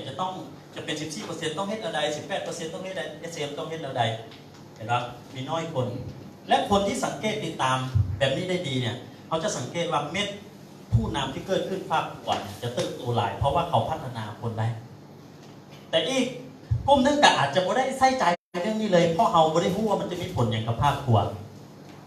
ฉะนั้นบางทีเมเนเจอร์ที่เกิดขึ้นเนี่ยก็อาจจะบ่แม่นเฮาเป็นคนสร้างอาจจะแม่นผลพวงจากแม่ทีมเป็นคนสร้างหรือเป็นคนช่วยแต่พอสร้างขึ้นมาปุ๊บแล้วมีเมเนเจอร์เกิดขึ้นที่เหลือปุ๊บบางทีเราก็งงเหมือนกันว่าเมเนเจอร์หายเราก็งงว่าหายเพราะอย่างบู๊หรือเมเนเจอร์ที่ยู่เขาก็บอกว่ายู่เพราะอย่างบู๊เพราะว่าเขาพลาดในเรื่องของตัวซี่วัดตัวประเมินโอเคป่ะท่านนี้คือเป็นเรื่องนึงที่เอามาลงกับทุกท่านให้เข้าใจคือว่ามันเป็นผลประโยชน์ของทุกท่านจะให้ทุกท่านรักษาสิทธิ์และผลประโยชน์ของท่านในตัวนี้นั่นคือพัฒนาตัวเองให้เป็น SM อันที่2ล่ะพัฒนาดาวไลน์ให้เป็น SM หรือเป็น 30% จบแล้วธุรกิจนี้มันมีเพียงแค่2อย่าง1พัฒนาตัวเอง2พัฒนาองค์กรจบแล้วได้โอเคนะแล้วถามว่าจะเป็นคลาวสตาร์ได้แนวใดก็คือพัฒนา10 คนไหมก็เป็นคลาวเพียงแค่ท่านรู้หลักการเดียวกันที่จะไปพัฒนา10 คนฉะนั้นนี้ถึงเป็นที่ไปที่มาว่าโปรเจกต์นี้เนี่ยมันจะให้เราเข้าใจส่วนนี้ได้หลายขึ้นว่าเราจะโฟกัสในส่วนใดแล้วคนไม่มินิเจอร์ของท่านเนี่ยเขาจะโฟกัสในส่วนใดเห็นบอกว่าถ้าท่านพัฒนา3 คนให้เป็น SM เป็นมินิเจอร์เม็ดก็จะเกิดขึ้นเป็นนี้ว่า SM Ruby อย่างต่างๆถ้าโครงสร้างของท่านเป็นแบบนี้ในแผนถามว่าบริษัทจ่ายเท่าไหร่ท่านรู้อยู่แล้วนั่นบ่แม่นแต่ปัญหาก็คือว่าสั้นที่1บ่มีหรืออาจจะสั้นที่1มีแต่สั้นที่2บ่มีฉะนั้นท่านจึงเสียสิทธิผลประโยชน์ส่วนนี้ไปโอเคป่ะฉันต้องไปทบทวนเรื่องนี้คือในฐานะของผู้บริหารหรือนักบริหารเห็นนะนักบริหารนี่ข้าพเจ้าแนะนำมาเพิ่มที่ภาคขวดเพราะว่านั่นคือการพัฒนาตัวเองให้เป็น SM 2พัฒนาดาวไลน์ให้เป็น SM ฉะนั้นในภาคขวดเนี่ยบริษัทได้เต็มแม็กซ์อยู่แล้วเพียงแค่ในตัวเลขในที่ท่านมีบอกชุดง่ายๆก็คือฝากขวดกับฝากซ้ายจ่าย 30% แต่ฝากขวดก็คือว่าRuby เนาะเริ่มต้นจาก Ruby Pearl Star Emerald Star Diamond Star หรือ Cloud Star ปัจจุบันมีตำแหน่งนึงเพิ่มเข้ามาไม่อย่างRoyal Cloud ก็คือมงกุฎทูตเลยแล้วที่สำคัญลดการันตีโลอัพด้วย แล้วมี7 สายด้วยคำถามว่ายากขึ้นหรือง่ายลงง่ายลงหรือง่ายขึ้นง่ายขึ้นเนาะโอเคโอเคภาษาลาวที่มันบางทีใส่ผิดปุ๊บเป็นเรื่องอื่นเลยโอเคเอาเบิ่งพร้อมกันในโซนนี้นี่บริษัทจ่ายอยู่เท่าไหร่โซนนี้ 49%โซนนี้ 49%นะยังไม่ได้รวมถึงเขาเอิ้นไม่อย่างกองทุนต่างๆถ้ารวมทั้งกองทุนปุ๊บจะมีไม่อย่างเห็นว่า 3% ก็มาเพิ่มเป็นการคุริฟาย 3% ก็มาเพิ่มกองทุนท่องเที่ยว 4% อันนี้มีอยู่แล้วกองทุนปันผล 1% และกองทุนไม่อย่างอีก 1%ก็ต้องพินเนอร์โกและบวกกับกองทุนสร้างความมั่นคง 1% รวมกันแล้วอยู่ประมาณ 10%ออกมาเป็นอยู่ 59%สรุปว่าภาคใต้และภาคขวาภาคใดหลายกว่ากันภาคขวาแบบนี้ท่านพอจะนึกออกในอย่างว่าเป็นอย่างบางทีเนี่ยคนบ้านเขาอยู่ภาคขวาแต่รายได้เท่ากับภาคขวาเป็นเพราะอย่างกันก็เพราะเป็นเพราะว่าเฮายังอยู่ตัวนี้โอเคเฮายังอยู่ยศของมันอยู่ตัวนี้คนส่วนมากก็คือเล่นในการคุริฟายโดยที่ผมคิดการคุริฟายเป็นเรื่องที่ถูกต้องอยู่แล้วแต่เราลืมคิดอีกเรื่องนึงก็คือการไปสปอนเซอร์และการพัฒนาคนฉะนั้นส่วนนี้เราก็เลยพลาดสิทธิแบบนี้ไปแม่นบ่แม่นถ้ารวมกันทั้งหมดถึงเป็น 89% พอจะทะลุปุ้งโป่งน้อยนึงหรอพอจะเห็นน้อยนึงอยู่เนาะโอเคสรุปแล้วนี่เป็นที่ไปที่มาว่าถ้าเมื่อที่เรามุ่งมั่นตั้งใจที่จะพัฒนาองค์กรให้เป็น SM เข้ากับวัตถุประสงค์ว่าที่เราต้องการอยากบรรลุเป้าหมายเข้าปะเข้านะวันนี้เราเบิ่งน้ำกันว่าโปรเจกต์ของเราที่จะพัฒนาคนให้เป็น SM ในระยะเวลา2 เดือน The Generation Project นี่นะมันเริ่มต้นแบบนี้โอเคตัวนี้นะท่านใดที่ท่องได้แม่นยำแล้วแม่นดีอย่างตั้งให้กับท่องให้มันละเอียดแล้วก็เอาแบบมืออาชีพเลยเป๊ะๆอย่างเช่นคือ1 คนก็ 2,500 1 คนก็ 2,500 1 คนก็ 2,500 นี่หมายถึงว่าทุกเดือนนะ1 คนก็ 2,500 แล้วก็แนะนำ5 คนแนะนำ2 คนเป็นปะแล้วก็2 เดือนเป็น SM แบบนี้ได้2 เดือนบางคนก็จะเกิดคำถามป้ามันปานนั่นคุณบอกอะไรอันนี้ข้าพเจ้าก็เลยอยากจะแนะนำเพิ่มเติมว่าถ้ามันเพี้ยนมันจะมีเพี้ยนเล็กน้อยก็จะอยู่ประมาณ3 เดือนสำหรับคนใดที่อาจจะความมุ่งมั่นตั้งใจหลายได้บ่หลายได้ฉันเอาถึงไส้ว่า2-3 เดือนเป็น1 ไตรมาสโอเคป่ะแต่เราจะยึดอยู่ประมาณ2 เดือนอย่างเช่นคือเดือนที่1วันนี้เรามาเข้าถึงในเรื่องของโปรเจกต์ละเดือนที่1คืออย่างเดือนที่1คนที่เข้าห้องโปรเจกต์เนี่ยตัวใดเป็นตัวที่วัดว่าคนนั้นเข้าห้องโปรเจกต์ที่ผ่านมาปุ๊บเวลาเราเปิดโปรเจกต์ก็จะมีคนลั่งไหลเข้ามาพอเรามองเห็นว่านี่เท่านั้นเดือนบรรลุเป้าหมายแล้วนะคนบางคนก็อยากบรรลุเป้าหมายเข้ามานะครับนำตัวเองเข้ามาพอเข้ามาปุ๊บเขาเอาตัวที่วัดว่าคนไหนที่เข้ามาโปรเจกต์คือการที่เข้าประชุมที่ผ่านมาแล้วมีคนมานั่งฟังประชุมจริงๆแต่ฟังแล้วขายกับผมไปขายชวนกับผมไปชวนก็เพิ่มมานั่งฟังแบบนี้แล้วก็ซุบซิบกันแล้วชมความสามารถกันแบบนี้เห็นไหมหรืออย่างต่างๆพวกนี้ฉะนั้นตัวที่วัดที่ผ่านมาเนี่ยมันบ่ค่อยเกิดผลทีนี้เขาเอาตัวที่วัดแบบ specific แบบเฉพาะเจาะจงอยู่2 อย่างแรกคือยอดคนที่จะเข้าร่วมโปรเจกต์ได้เนี่ยไม่ได้ที่วัดเพียงแค่ว่าท่านมานั่งอยู่ที่ใดแต่ที่วัดว่าอันดับแรกท่านต้องมียอด 2,500 PV ในอาทิตย์แรกที่เข้าร่วมโปรเจกต์เริ่มแรกนะเข้ามาในโปรเจกต์นี้ตัวที่วัดก็คือมียอด 2,500 PV ซึ่งคณะกรรมการจะเช็คเบื้องในเรื่องของตัวที่วัดนั่นแหละ 2,500 PV โอเคอย่างโอเคแล้วคนนี้ผ่านโอเคปะแล้วอันที่2ล่ะตัวที่วัดที่2ก็คือชวนคนให้เกิด5 คนชวนคนเข้ามาในธุรกิจนี้ให้เกิด5 คนสมัครไม่ประมาณชวนคนสมัครไม่ให้เกิด5 คนแล้ว5 คนนี้ก็ต้องมียอดคนละ 2,500 อันนี้เป็นเดือนที่1ถ้าเป็นแบบนี้พันเท่าไหร่ 14%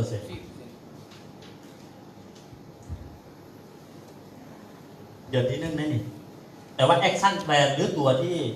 ชี้วัดในการปฏิบัติเนี่ยมันจะมีอีกตัวหนึ่งเดี๋ยวให้ท่านเดี๋ อันนี้ก็คือเดือนที่ 1เป็นยังไง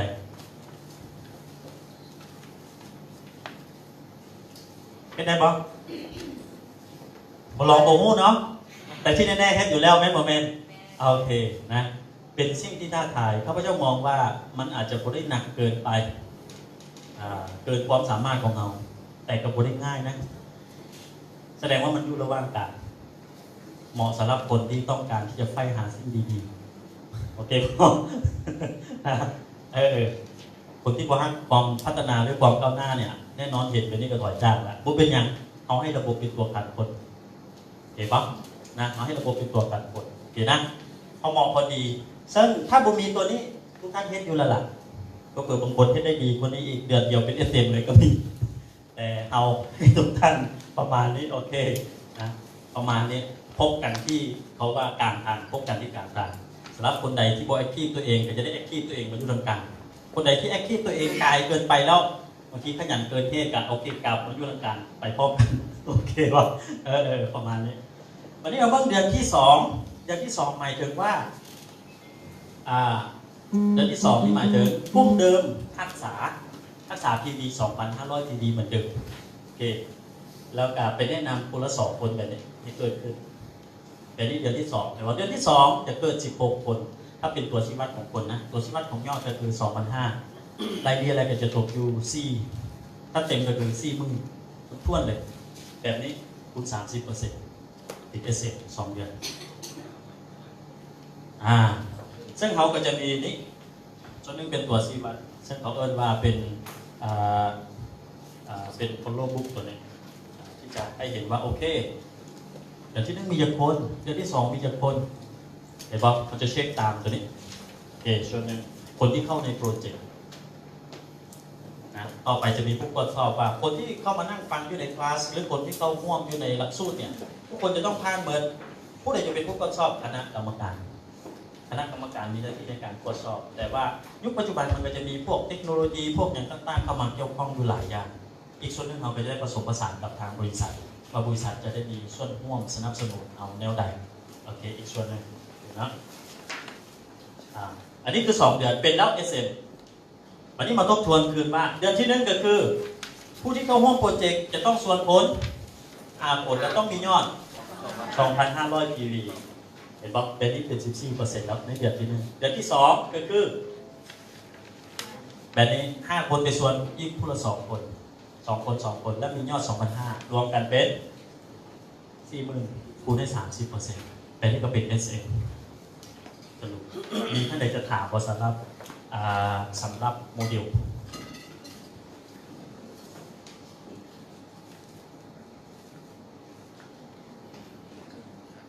มีบ่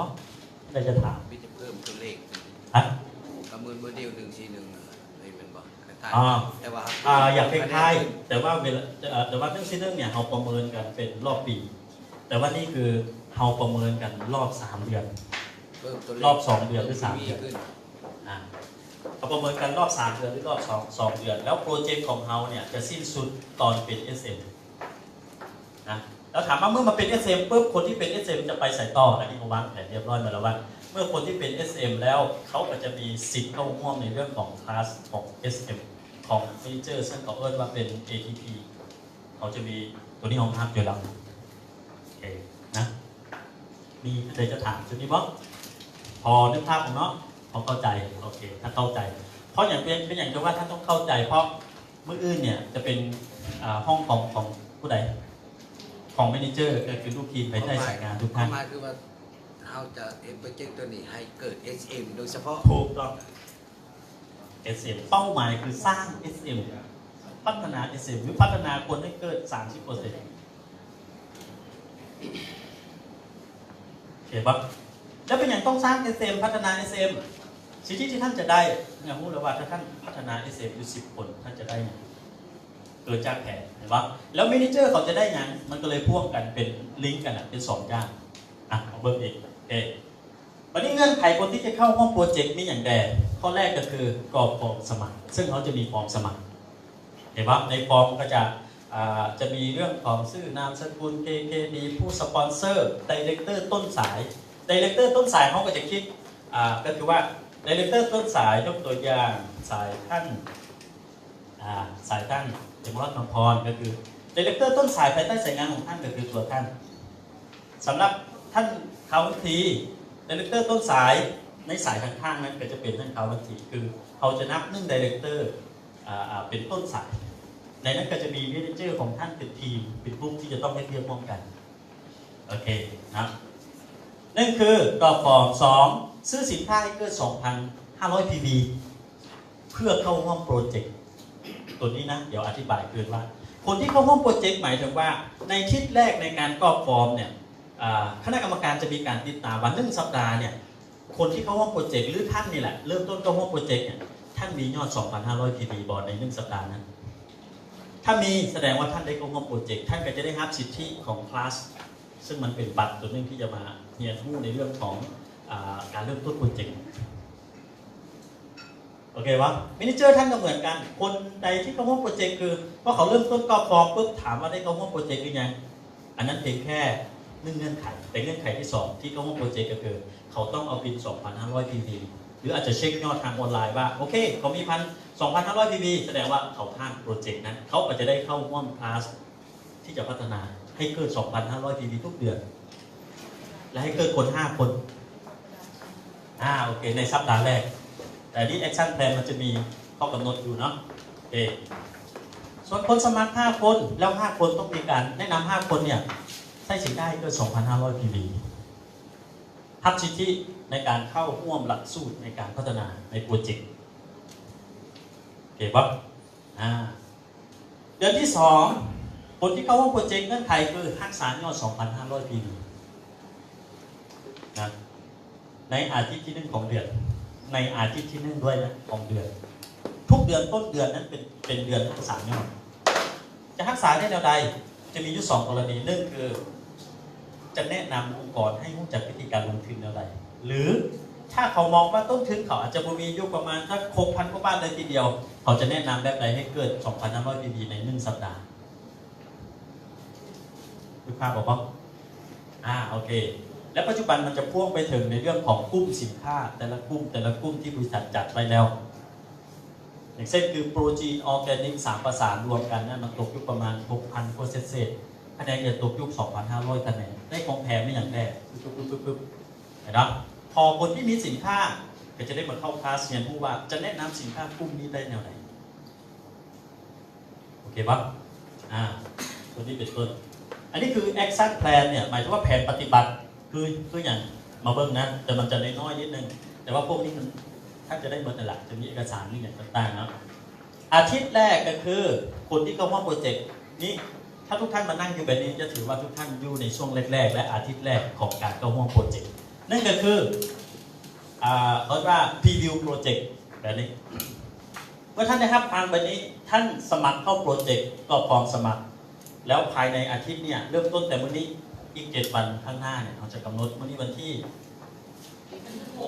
6เนาะอาจจะวันที่13หรือ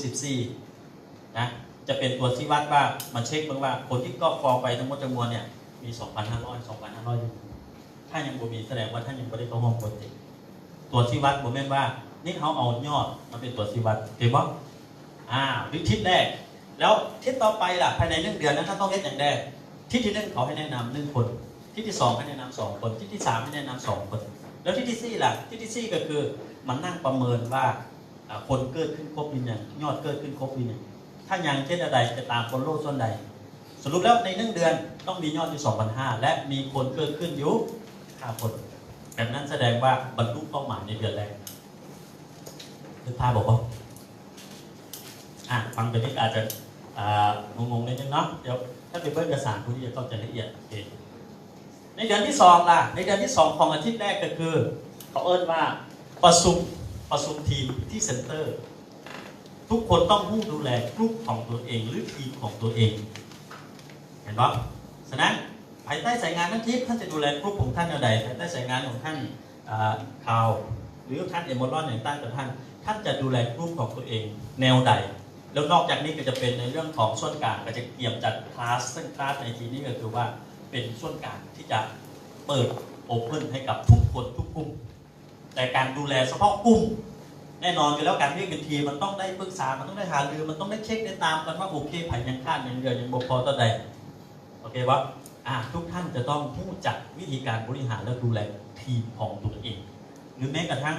SM ของท่าน Manager ของท่านเนี่ยเขาก็ต้องได้เรียนรู้วิธีการที่จะดูแลทีมของตัวเองจะบ่มีเวลาไปยุ่งกับทีมของคนอื่นเห็นปะจะโฟกัสเพียงแค่ตัวเองลงไปทักษะแบบนี้แล้วก็จะมีคลาสเห็นปะอาทิตย์ที่1แนะนำองค์กรให้ทักษะยอด 2,500 ปีและก็ช่วยคนไม่แนะนำคนไม่คนที่จะสมัครเข้ามาธุรกิจไม่เนี่ยให้เกิดอยู่2 คนใน5 สายแสดงว่าในเดือนที่2ถึงจะบรรลุเป้าหมายอยู่จะมีคนเกิดขึ้นอยู่16 คนทั้งหมดทั้งมวลและก็ยอดที่เกิดขึ้นเนี่ย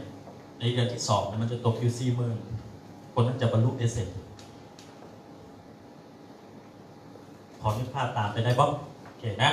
ถ้าเป็นไปนี้ปุ๊บเดือนที่3เราจะเริ่มต้นโปรเจกต์ไม่ละหมายถึงว่าฮับรุ่นต่อไปมาแล้วสำหรับคนที่เป็นเมเนเจอร์ล่ะคนพวกนี้จะได้รับสิทธิในการเข้าเรียนรู้ไปอีกระดับหนึ่งซึ่งเขาAdvanced Training Program เป็นการเรียนรู้พัฒนาทางด้านความคิดทางด้านการบริหารทีมทางด้านอย่างต่างๆหลากหลายอย่างนะและเขาก็จะพัฒนาไปอีกระดับหนึ่งก็คือ Director พอมาเป็น Director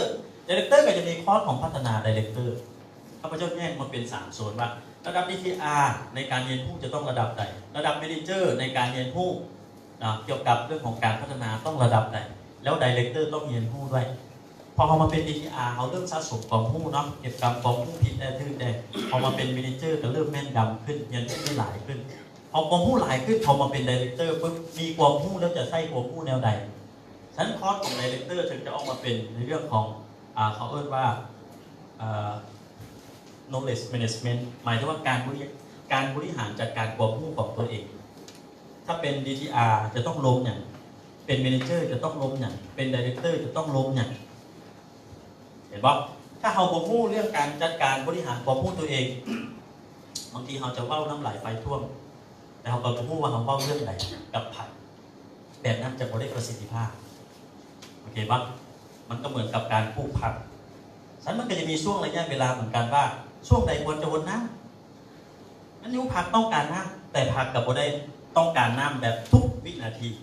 ถ้าท่านหดน้ำทุกวินาทีอาจจะได้ผักตายได้แม่นบ่แม่นมันอยู่ว่าผักต้องการปุ๋ยแต่มันก็บ่ได้ต้องการปุ๋ยทั้งวันแม่นบ่ฉะนั้นมันก็จะมีช่วงของมันว่าช่วงใดผักต้องการปุ๋ยช่วงใดควรปูนดิน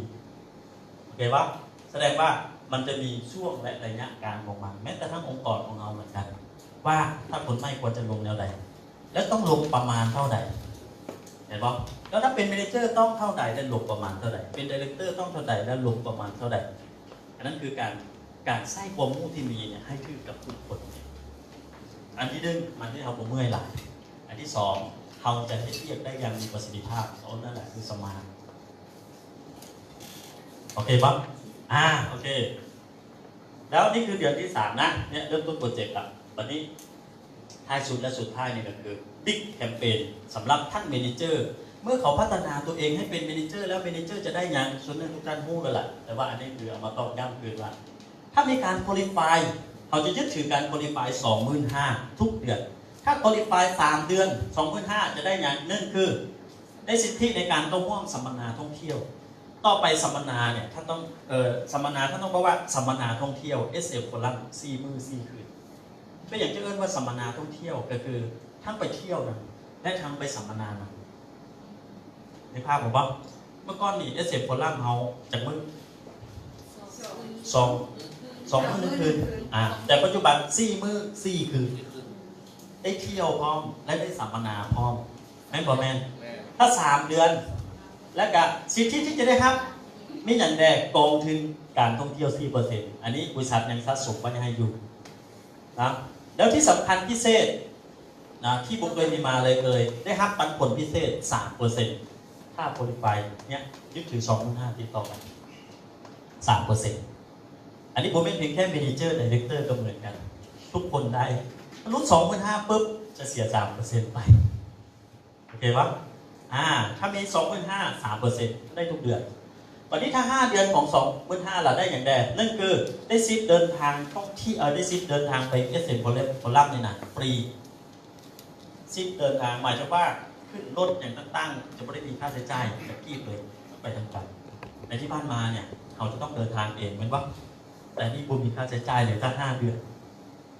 ข้อที่2คือได้รับสิทธิ 3% เพิ่มขึ้นอีกเห็นป่ะเป็นการสะสมแล้ววันนี้ช่วงที่3ล่ะถ้าคุริฟายติดต่อกัน 25,000 10 เดือนจะได้ยังได้ร่วมเดินทางทริป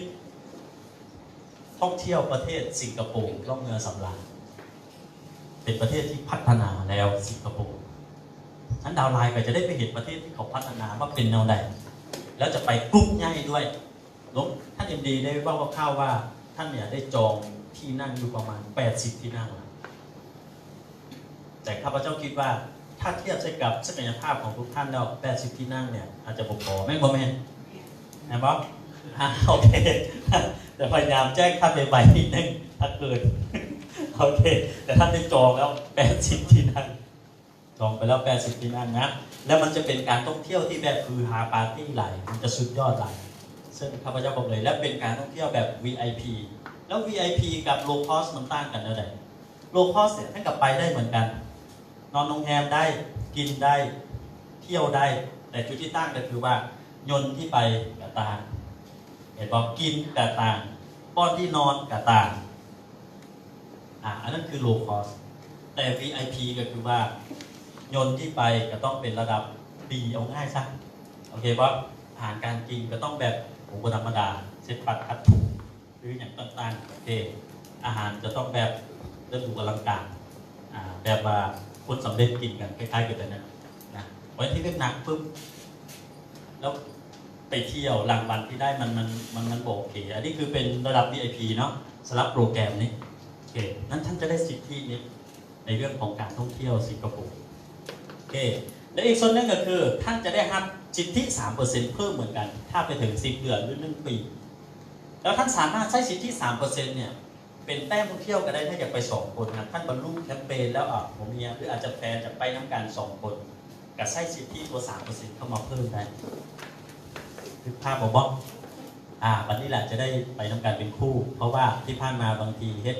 ครึ่งหน้าครึ่งตาด้วยกันอยู่เพราะกำลังวัดถึงความสามารถว่าไผ่เก่งกว่ากันคนนั้นต้องได้ไปไม่รู้แม่บางทีบางคนก็ตีซุ่มปึ๊บโอเคอยู่ที่เจ้าเด็กไปอีกกลุ่มหนึ่งอีกคนนึงเกิดเก่าหัวโอ้โหคืออยากให้ไปน้ำกันหลายๆคนแล้วไปน้ำกันแบบนี้นะจริงแล้วข้าพเจ้าก็เอาเรื่องนี้ไปลงกับเมเนเจอร์เนี่ยทุกคนก็ตื่นเต้นกันโอเคนี่ยังจะถามบอสรับส่วนนี้ได้สิทธิทั้ง2 ฝ่ายมีบ้าง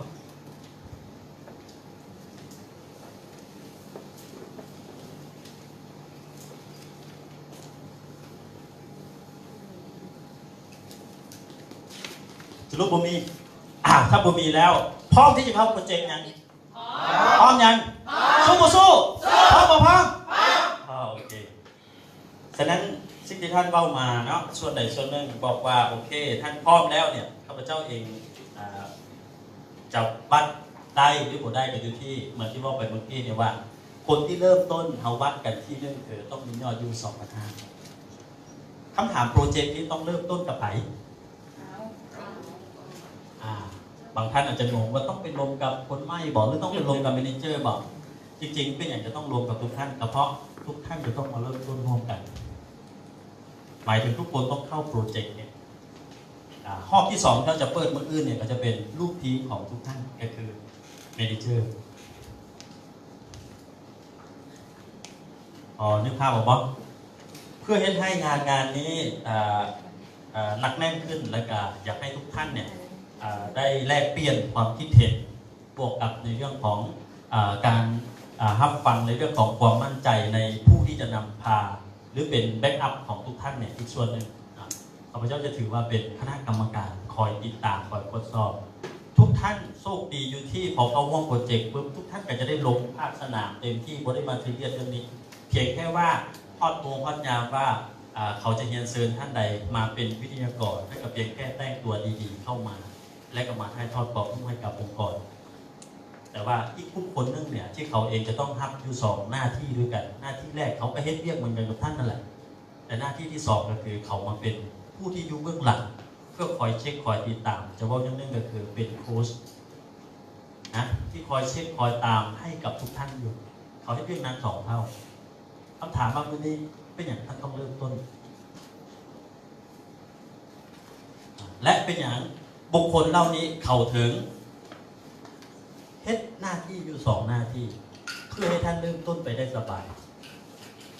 วันนี้ข้าพเจ้าอยากให้คณะกรรมการผู้ที่หนึ่งคือความคิดและก็ความตัดสินใจร่วมกัน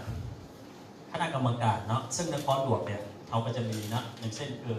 อยากให้คณะกรรมการเอาเป็นว่ามาแสดงวิสัยทัศน์หรืออาจจะเก้าพัฒสัญญาเล็กๆน้อยๆนิดนึงในแต่ละท่านเนาะในแต่ละท่านเพื่อให้ท่านมั่นใจว่าโอเคแหละถ้าเดือนหน้ายังมีอาวุธอยู่ทางหลังโอเคยังมีอาวุธอยู่ทางหลังประมาณนี้ท่านแรกเลยนะเริ่มต้นจากสองท่านก่อนเนาะท่านแรกก็คือท่านคาวสตาร์อีกสอนเนาะขอเสียงตัวมึงดังกับท่านคาวสตาร์อีกสอนเดี๋ยวเซิร์ชท่านคาวสตาร์อีกสอนมาเก้าปฐมวิสัยทัศน์หรือไปเล่าเรื่องของพันธสัญญาอีสังกัดยางน้อยนึงเนาะว่าโอเคในบทบาทของการเป็นคณะกรรมการเนี่ยและบวกกับการที่จะลงมือก็ไว้สองหน้าที่เนี่ยท่านเฮ็ดเท่าใดเนาะตบมือดังๆให้ท่านอีกครั้งหนึ่งโอเค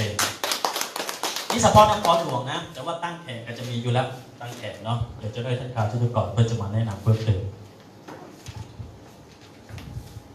ก็เลยเรียนทั้งเรแนนและก็ทั้งคาสตาร์ว่าที่คาสตาร์ทุกท่านเนาะสังเกตหน้าตาเทียบกับทุกคนเลยนะถือว่า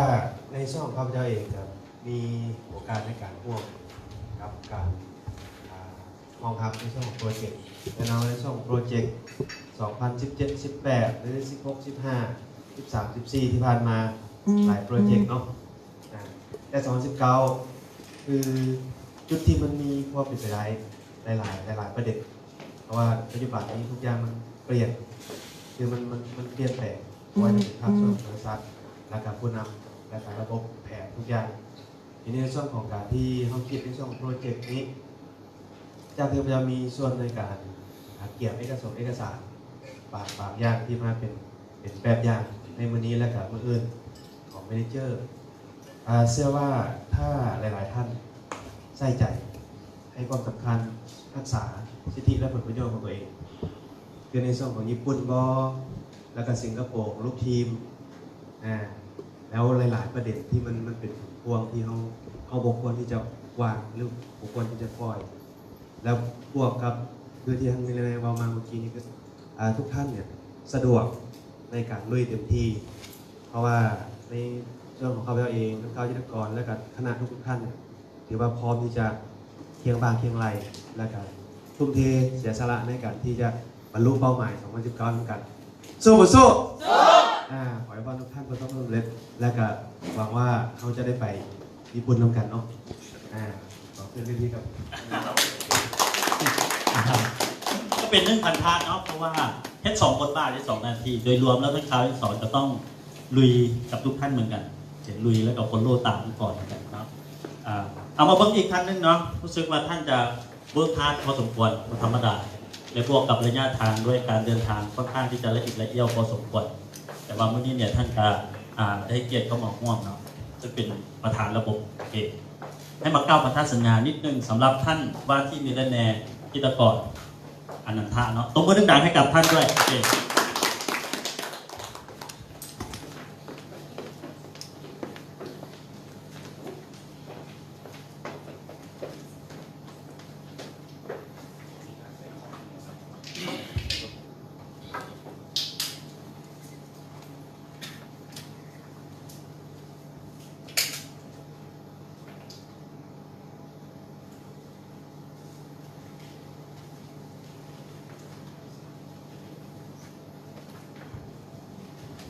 โอเคอาจจะมีข้อมูลอย่างต่างๆมาพิเศษทุกท่านนิดนึงเดี๋ยวหลังจากจบท่านข่าวจิตรกรปุ๊บเนาะ3 ท่านที่อยู่ทางหลังเดี๋ยวข้าพเจ้าใช้ขึ้นมาพร้อมกันเลยแล้วก็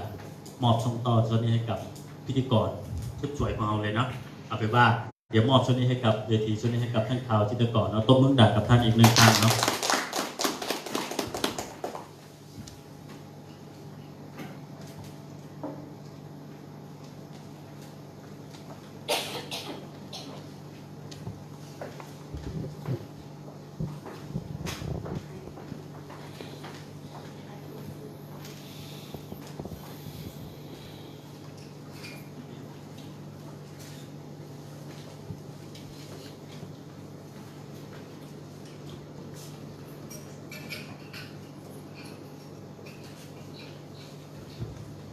โอเค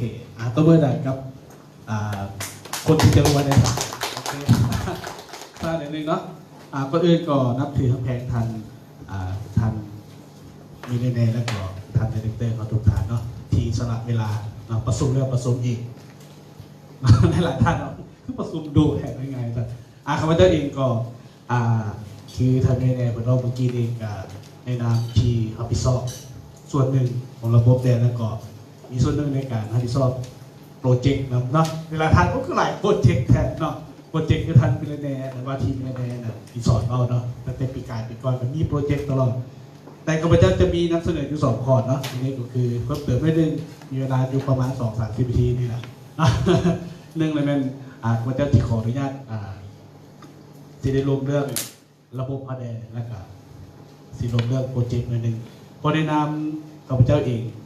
หัดชอบโปรเจกต์เป็นกรรมการแดนเนาะรวมกับทันมิเลเดและกับทันดีเรคเตอร์หลายๆท่านในขณะก็คือที่ได้ประสานงานกับทางแขวงเนาะเสนอเลยคือทางแขวงจะมีอยู่พักใต้เนาะพักใต้จะมีทันทันในมอดเก่าแพงรับผิดชอบในการปิดคณะกรรมการเนาะพักใต้ยูซีแขวงพักใต้แล้วก็อยู่ที่ภาคเหนือมีอยู่2 ภาคเนาะมีภาคเหนือตะวันออกก็เป็นแขวงเสียงขวางก็เป็นทันในมอดขันคำนะตัวเมื่อใดกับทันในมอดขันคำด้วยที่เป็นคณะกรรมการเนาะและก็ตะวันตกก็เป็นทันในมอดเบียงคำมัทแสงที่เพิ่นรับผิดชอบคอร์ดของภาคเหนือไปตัวเมื่อใดครับผู้นำภาค3 ภาคมาด้วยเนาะส่วนภาคกลางก็เป็นทันบัญชีรอยัลข่าวเขานะทันอินสอร์ตโกซีเนาะเป็นผู้ทันเก็บกับโอ้ยจะได้ภูมิ3-4แล้วปัจจุบันนี้2-4ถือว่าท่านได้เอกสารไปแล้วเนาะยังเนาะอยู่ด้านหลังท่านสามารถปรึกษาได้รวมกับท่านมิลเลนเนียร์2-3 มื้อโอ้ยตายบางท่านก็2-3 โมงท่านมิลเลนเนียร์ไม่ได้พักเลยเนาะอีกครั้งมาจะเอา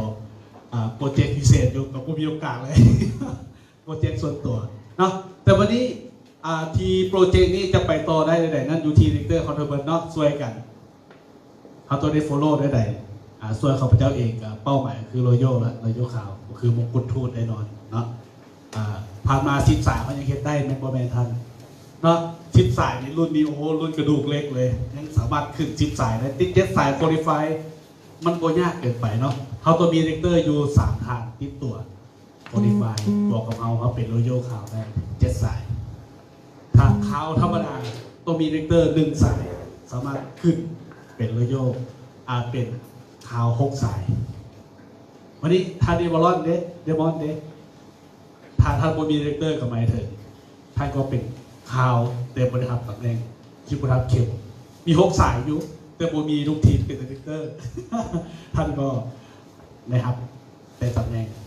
รายได้ต่ำแพงกับตลาดเนาะแต่ทั้งหมดทั้งมวลไม่ได้ดีเรคเตอร์เขาจะขึ้นได้โคดิฟายได้มันก็ต้องมีฐานในบริเวณฐานก็คือฐานเมเนเจอร์สังเกตเบื้องเมเนเจอร์เขาทีสรุปตัวเลขได้กันถือว่าไม่ธรรมดาเนาะถือว่าลาย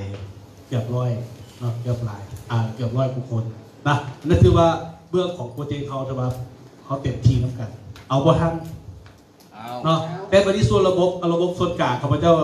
หลายๆท่าน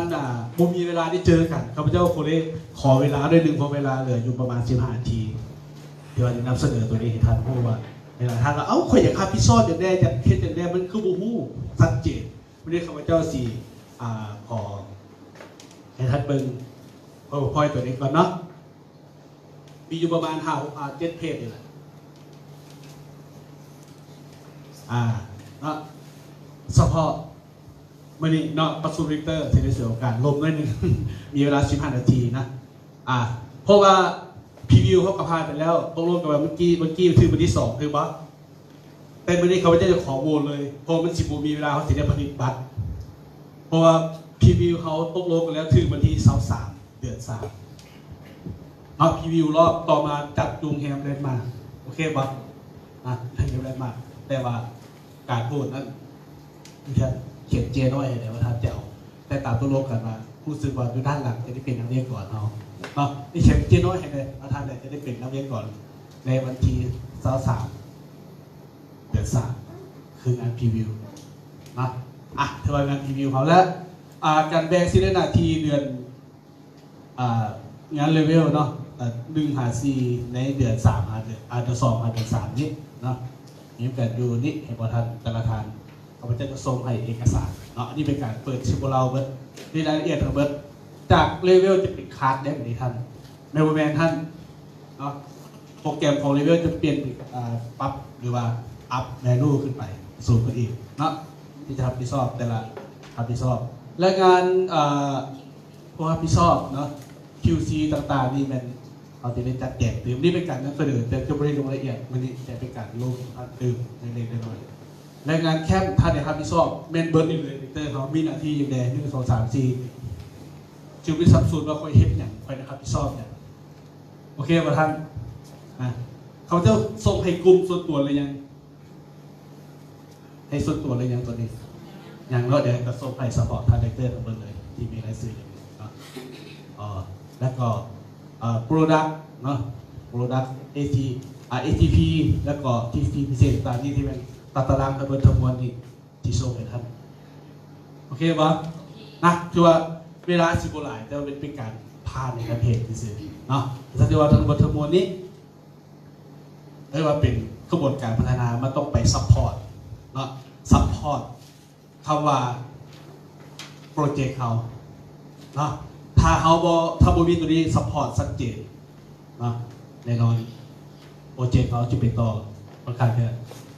ก็คือคักๆแต่วันนี้ทั้งเบอร์ทั้งมวลเตอร์เขาช่วยกันเนาะเมนเจอร์เขาทุกคนเดเรคเตอร์เขาทุกคนสำเร็จแน่นอนได้ปีนี้เนาะมีแต่เนี้ยดีๆมาเลยปีนี้เนาะตัวมือดังกับตัวท่านด้วยแล้วโปรแกรม BOP ก็คือว่ากระแจ้งเป็นเรียบร้อยเลยเนาะท่านที่ได้ยืนน้ำหลักท่าน BOP ทั้งเบอร์ทั้งมวลคือว่าบริษัทกับปิ้งออกมาเรียบร้อยแล้วท่านเองถึงมือแดงเดือนแดงที่ใดให้เก็บกรรมเอกสารของท่านจะให้บอกว่าโอเคมืออื่นค่อยขึ้นก่อนยังโมโหท่านเขาต้องติดกระเป๋าตลอดเฉพาะตารางประจำอาทิตย์ที่ท่านทำที่ซอบ BOP ไปและตารางต่างๆที่เขาจะปิ้งออกมาเสร็จได้ส่งให้ท่านน้ำหลังเนาะพร้อมด้วยตารางทุกอย่างครับเบิร์ดโอเคนะแล้วด้วยเอกสารตัวนี้เป็นอยู่ด้านหลังนะปึ้มด้วยเอกสารที่ต่างโปรเจกต์นะตัวนี้ถือว่าเป็นการนำเสนอข่าวๆแต่พวกนี้รายละเอียดจึงรู้กันนะและสุดท้ายนี้เขาใส่ความทางวัตถีโรโยวัตถุโคเลยที่เป็นตำแหน่งสูงสุดของโปรแกรมปีนี้2019ตัวเรื่องกับตัวท่านด้วยและช่วงปลายท่านเมเนเจอร์ท่านทีท่านเนี่ยมีลายซื้อครับพี่ชอบให้กับพระเจ้าลงซื้อไปที่เป็นโค้ดมื่อนี้เนาะให้ท่านเปิดดูทีโทรศัพท์ของท่านส่งอะไรไม่ทันแน่ๆครับพี่ชอบ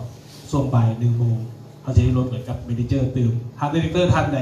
รบกวนท่านบูได้ไปคนอื่นถ้าบูมีติดภารกิจก็เข้ามองสังเกตการได้โอเคเนาะโอเคป่ะท่านโอเคเนาะโอเคตัวเมื่อนะครับตัวท่านด้วยแล้วก็สุดท้ายนี่เนาะขอมอบเวทีกับ MC สาวงามMC กิตติมศักดิ์ในวันนี้ตัวเมื่อนะครับ MC กิตติมศักดิ์ด้วย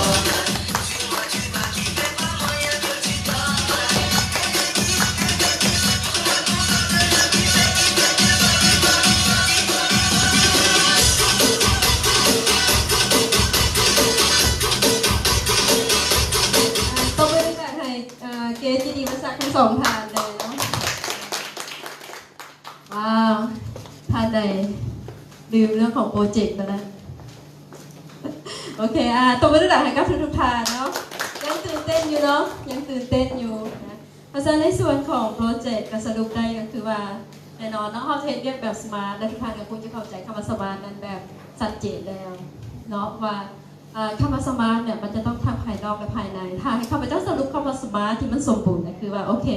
มันจะต้องมีการเทรนให้ชัดเจนก็คือ1 personality ก็คือเกี่ยวกับตัวเขาเองหมายความว่าเป็นภาพลักษณ์ภายนอกหรือบุคลิกภายนอกของเขานั่นเองสมาร์ทมันจะสมาร์ทได้แสดงว่ามันต้องเบิ่งแล้วสง่างามเป็นโรแมนความว่า professional หมายความว่าความรู้ด้านอาชีพเป็นความรู้ขยะได้แล้วความรู้ที่หลากหลายหมายความรู้ที่สารพัดโค้ชแต่สุดท้ายเขารู้ว่าโอเคสิ่งที่เราเห็นเนี่ยมันจะเกิดประสิทธิภาพอยู่ได้เท่าไหร่เพราะฉะนั้นความรู้ในธุรกิจอยู่ในกรอบคังเซนภายใต้ 6P นั้นสมบูรณ์ที่สุดนั่นคือเป็น knowledge เป็นความเข้าใจที่ต้องชัดเจนที่สุดวันนี้เขาจะต้องติดกรอบให้มันเข้ากับคำว่าสมาร์ทแล้วแต่สุดท้ายเมื่อเขามีความรู้ด้านผลิตภัณฑ์ก็ดีข้อมูลบริษัททุกอย่างดีและสิ่งที่สำคัญ product ดีผู้จัดวิธีการทุกอย่างแต่ขาดกระบวนการcommunication หรือการสื่อสารที่มีประสิทธิภาพหรือให้สอดคล้องให้ตรงเนื้อหาเพื่อให้ผู้ฟังรับประสิทธิภาพและเก็บต่อพัฒนาต่อเพจต่อได้อันนี้เป็นหัวใจที่สำคัญที่ไดเรคเตอร์จำเป็นที่ต้องโฟกัสให้ข้อกับคำว่า smart โอเคบริการตัวมือต่างๆนะตัวเองเนาะและสิ่งที่สำคัญโปรเจกต์คือการคัดคนคุณภาพการคัดคนคุณภาพมีอยู่2แบบที่1ก็คือคัดโดยการใช้วิธีคิดของเขาเองหรือคัดด้วยวิธีการที่2ก็คือว่าใช้ระบบเป็นตัววัดทานก็จำเป็นที่จะต้องเป็นเรื่องว่าคนนี้แมนคนนั้นแมนคนนั้นโบแมนคนนี้โบแมนให้เอามาตรฐานของระบบเอากรอบของระเบียบและเอากรอบของกฎกติกาของหอประชุมเป็นตัวชี้วัดถ้าคนนั้นพร้อมที่จะปรับพร้อมที่จะเช่นและทำเงื่อนไขของเขาได้แสดงว่าเขาพัฒนาถึงคนแมนโรแมน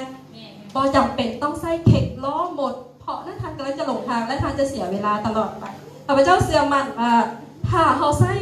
มาตรฐานเดียวกันหลักการเดียวกันวิธีคิดเดียวกันเนื้อหาเนื้อในเป็นเรื่องอันเดียวกันเนื้อหาที่เราจะใช้เอาไปสื่อสารเป็นภาษาเดียวกันข้าพเจ้าเชื่อว่าเขาจะได้คนมาตรฐานเดียวกันและเขาจะได้คนคือเขาเข้ามาทุกทางที่บดีบอกแบบนี้โอเคตัวมือดังๆให้กับคนทางและส่วนที่สำคัญที่สุดในนี้แน่นอนเนาะข้าพเจ้าก็เชื่อมั่นว่านอกเหนือจากที่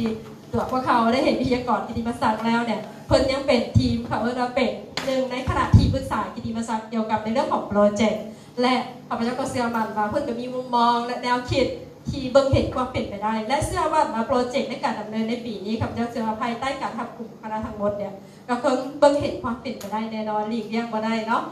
เขาเป็นที่ปรึกษากิตติมศักดิ์ขอเสียงตบมือดังๆให้กับทานวิรเดชสุขสวัสดิ์พิทักษ์เทพเนาะคณะทำงานและอีกท่านหนึ่งเนาะที่ปรึกษากิตติมศักดิ์และอยู่ในระบบธุรกิจนี้มายาวนานเห็นทุกสภาพเห็นการเปลี่ยนแปลงของทุกสภาวะของคังเซนท่านมณิสาริก่อนตบมือรัวๆทั้ง3 ทางนะคะท่านโจมาโอเคล่ะทั้ง3 ทางนี้มีหลายครั้งที่ประเทศไทยมาขอซื้อตั๋วกันแล้วเนาะทั้ง3 ทางเมียนมาจะขอซื้อตั๋วสิงคโปร์ขอซื้อตั๋วและอินโดนีเซียขอซื้อตั๋วแต่ว่าก็ยอมไปใส่เพราะเสียมันมาจุดนี้แหละคือขุมทรัพย์ที่แท้จริงแล้วก็อยากจะทรงทันหมดเนาะวันนี้ก็ถือว่าให้ทานทั้ง2ได้ประกอบคำเห็นเอาทานแรกทานอัปลายใหญ่ของสักเล็กน้อยก่อนเนาะโอเคต้องมาดูแต่กับอัปลายใหญ่ของเขาเนาะเนี่ยท่านมิลิแนนแล้วก็วาทีมิลิแนนทุกทานเนาะวันนี้ก็ถือว่าแบบดีใจเห็นไดเรคเตอร์เขามาห่วมพลังห่วมทีมดีบ่ดีหนึ่งเดียวเป็นอะไรบ่ดีไหมบ่ดีทีมของเขาแข่งแกร่งบ่แกร่งนั่นแหละคือทีมเนาะให้อย่างกระยาขอให้พวกท่านมีความสามัคคีและจริงใจช่วยเหลือซึ่งกันและกันเพราะว่าเขาเป็นเป้าหมายอันเดียวกันเป็นบ่เป้าหมายของเขาคือโยโย่ค่ะต้องมือเป้าหมายของท่านเพราะว่าที่มีท่านเดียวทุกคนมีเป้าหมายต่างแต่เอาไว้ในใจขอให้ทุกท่านเอาเป้าหมายของท่านออกมาให้ทีมได้เห็นว่าท่านมีเป้าหมายอันเดียวกันเขาจะห่วงไปด้วยกันในฐานะที่ข้าพเจ้าอยู่จุดนี้มา10 กว่าปีเนาะจะอยู่เคียงบ่าเคียงไหลท่านพวกท่านเป็นโลโย่ข่าวข้าพเจ้ากระจะก้าวเข้าสู่โลโย่ข่าวทุกท่านเราตบมือกับทุกท่าน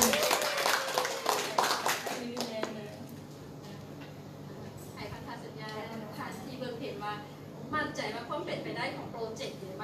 มันมีส่วนไหนใหญ่และถ้าว่าโปรเจกต์ success ผลประโยชน์ที่จะเกิดขึ้นและสิ่งที่ทุกท่านจะได้ทำในวันสุดยอดขนาดนี้อยากฟังคำเห็นจากประสบการณ์ของท่าน เรียนทานโลโยคาวบวกวันสัญญาคาอัตโนมัติเนาะและการทานโลโยคาวพูต่อไปข้าพเจ้าสุขสวัสดิ์อยู่ทางเทพเนาะสัญญาณเดิมก็คืออันใดกายาเนาะถ้าเบสนั่นเป็นข้าพเจ้าถ้าที่สุดนั่นเป็นสุขสวัสดิ์ดีเอาดีกลัวแห้งเอาดีที่สุดต้องเอาพร้อมกันต้องมือทุกท่านเนาะ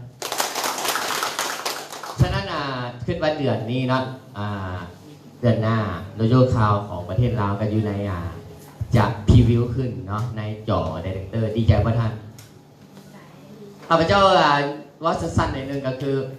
อินโดนีเซียนี่ข้าพเจ้ามีภาพหนึ่งที่ข้าพเจ้าตกเมื่อเห็นข่าวลันดอนและที่พรีวิวเนาะในไลน์เห็นโลโยคาวข้าพเจ้ายังเดินขบวนเขาจะคิดในใจว่าเขาแกเห็ดเขาแกเห็ดมาตรฐานแทนคือกันแต่เขาเจ้าไปถามทั้งรูปต้องคือกันเหมือนแต่เป็นอย่างข้าเจ้าอยู่ในแต่ก็พอดีมีโอกาสได้เบิ่งข้าเจ้าไอดอลของอินโดนีเซียว่ากล่าวคำหนึ่งวิชั่นเลยมีโอกาสลงกับท่านเมทีมีแนวบอกว่าเดี๋ยวนี้ดีเรคเตอร์เขาเข้าใจว่าวิชั่นแบบใดจะดำเนินวิธีการแบบนั้นแต่ถ้าผู้ใดมีโอกาสได้ฟังและเข้าใจว่าเป็นอย่างอินโดนีเซียเขาเติบโตเนาะก็เลยตรงกับท่านคามีนะปวินาบอกว่าเนื่องจากเขาได้องค์กรที่เป็นนักธุรกิจเข้ามาหรืออาจจะได้องค์กรทั่วไปแต่หันพัฒนาเป็นนักธุรกิจมาแต่แรกมันจึงให้ระบบมันรันได้ระบบนี่แค่เป็นส่วนหนึ่งแต่องค์กรคนนี่นะเนาะ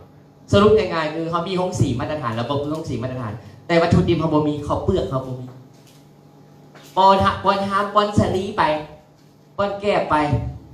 ได้เวลามาล้อข่าวมันบ่มีแบบนี้ท้ายเดือนมาท้ายปีมาอย่างนั้นนั่นคือสงสารหรือว่าสงสารระบบว่าสงสารคนตั้งใจเห็นบ่วันนี้ฉะนั้นเมื่อเป็นสิ่งแล้วเนาะกาหวนขึ้นไปขึ้นว่า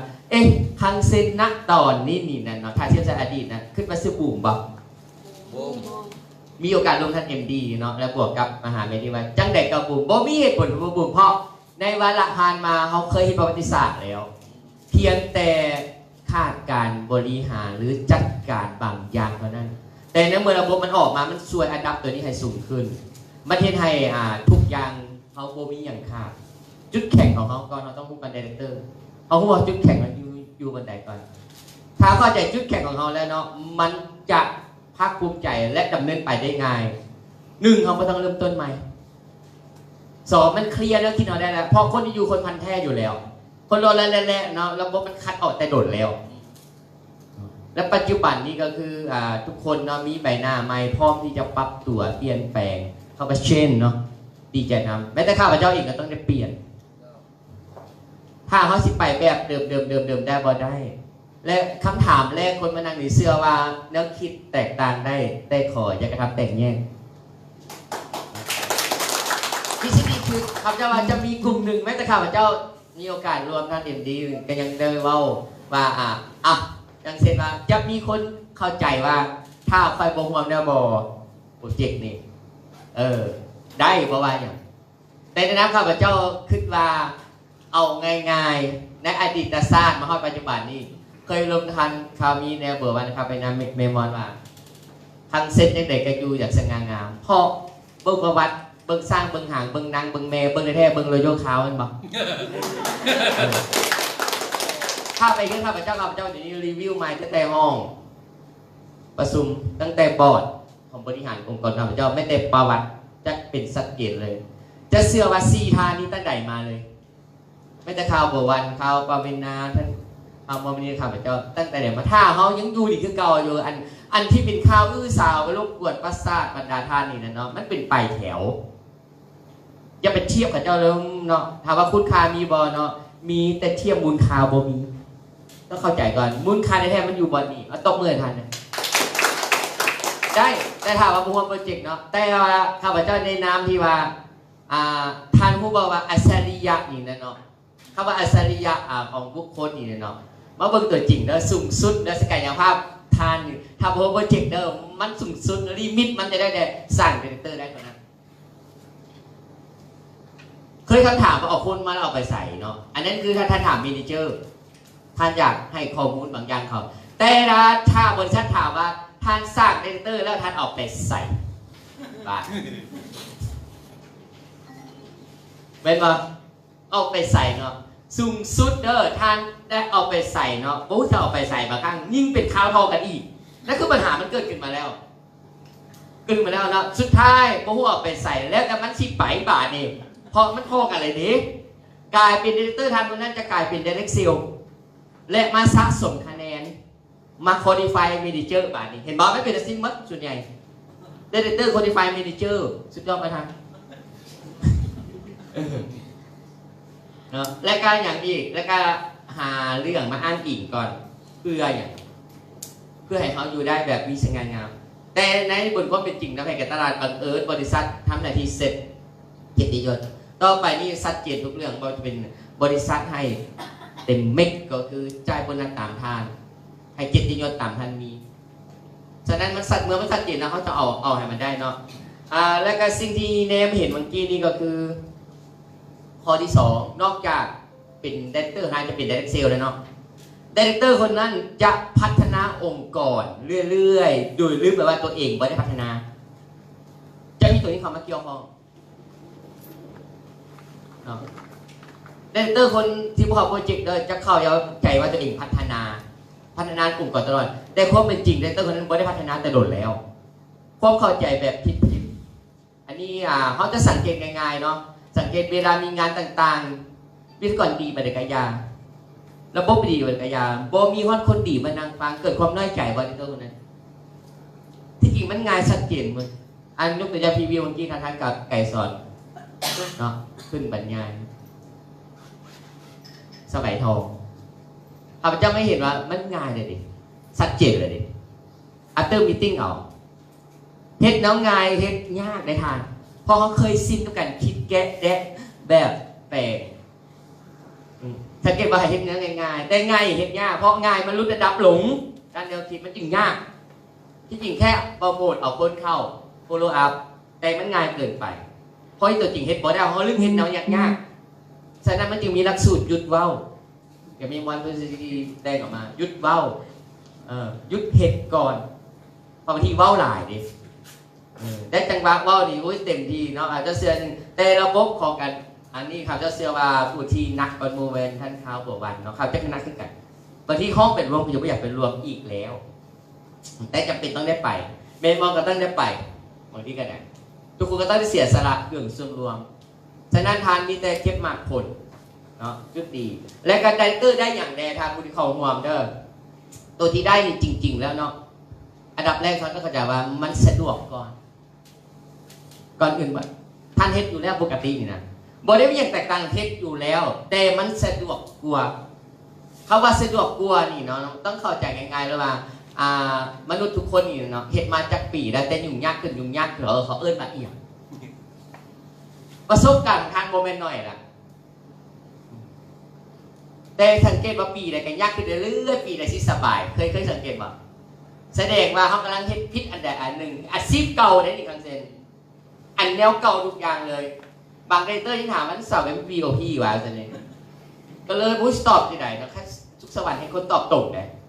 ให้จำไว้ตลอดชีวิตเลยชาตินี่ไม่ได้ศาสนาเกิดมาทายอยู่ในคำเซน VOP วันเสาร์ตั้งแต่ไหนกับ20 ปีแล้วเราไม่เคยเปลี่ยนเท่านั้นไม่ใช่ถามอยู่อันนี้แหละมันเกิดข้อคิดเกิดขึ้นครับไม่ต้องสิ่งง่ายๆเลยบอไม่เคยเปลี่ยนแปลงเลยตลอดเลยตั้งแต่ใดมานี่ไม่ใช่ถามนี่แสดงว่าภาวะปัจจัยอยู่ภาวะการวิชั่นออกเนาะและก็สะดวกกว่านี้พอง่ายกว่าอีกสะดวกกับง่ายขึ้นเด้อสะดวกหมายก็ว่าเข้าใจเห็นสิ่งที่ใจเห็นแล้วมันรู้สึกว่าผลได้ไวแต่ง่ายหมายก็ว่าหันใจแบบไม่ต้องบ่มีตัวนี้ถ้านั่งไดเรคเตอร์ท่านใดทายล้มออกมาเนาะว่าอยู่เนื้ออยู่ตัวยึดเฮ็ดรักสุดยากได้แล้วเฮ็ดน้ำง่ายๆเนาะได้สามารถไวกว่าแพงกับจะนี่เดี๋ยวที่ได้รวมกันชัดเจนรอบหนึ่งว่าจริงๆแล้วเนาะท่านต้องการให้เขาเป็นวินิจฉัยคุณภาพที่จริงแล้วท่านอยู่ในกฎเกณฑ์ที่พวก บรรดาโลโยคาวแต่งมาไว้ท่านจะได้รุ่นทีมปิดโลโยคาวเพราะตอนนี้บ่แจกให้เทื่อย่านท่านสิงมเบิ่งไปเบิ่งมาเบิ่งไปเบิ่งมาอยู่ย่านบ่ฟังก็เลยพวกข้าพเจ้าว่าขอสู้ๆหรือสิห้ามแจกให้มันตัวชี้วัดปีนี้นะท่านคิดดีๆเบิ่งนั้นท่านได้ลูกทีมปิดโลโยคาวนี่นะมันเป็นอย่างเกิดขึ้นในโบนัสล้ำค่าของคนสุดยอดและที่สำคัญเนาะชัดเจนบอลไหนนะโอกาสพลาดบอมีคือพลาดคือการบอมเดเตอร์บุคคลเท่านั้นเซนเตอร์บุคคลเท่านั้นตัวบุคคลเท่านั้นบอกเดียวโปรเจกต์ฉะนั้นในโปรเจกต์นี้เนาะครับเจ้าก็เลยเมื่อกี้นี้มีการได้เขียนออกมาแบบจื่อง่าย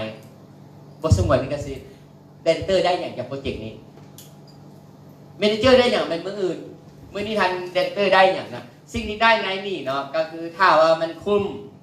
มืออื่นนัดกันวันพลทันมาที่ทันจะสร้างหนึ่งก็คือมันเป็นสโลแกนเนาะลองเป็นสโลแกนอย่างนี้อันนี้อันเพิ่มเติมได้อัจฉริยะของทานท่องเที่ยวโอซาก้าโบนัสน่าสนสมปององค์กรคุณภาพมาตรฐานเครือข่ายขยายได้ถูกต้องต้อนรับสู่โลโยคาวถ้ารีเทลน้อยหนึ่งก็คือท่องเที่ยวโอซาก้าจริงๆหามาจากไปบอถ้าก็อู้กันอยู่แล้วท่องเที่ยวสำหรับไดเรคเตอร์แล้วมันเป็นของเมืองแต่มันต้องเป็นแบรนด์ให้กับองค์กรใหม่เห็นทันคราวนี้เนี่ยบอกข้าวไปงานไม่มันเต้นบ่ตื่นเต้นเหมือนบอไปเที่ยวเมื่อยซ้ำมาขึ้นปออกแต่มาลิสเบอร์ได้มีลูกทีมจะเป็นต้องได้ไป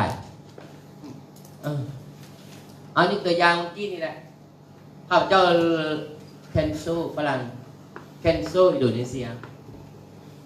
พาสตาร์กับบริษัทกระทรวงสตาร์มาถามพาสปอร์ตท่าน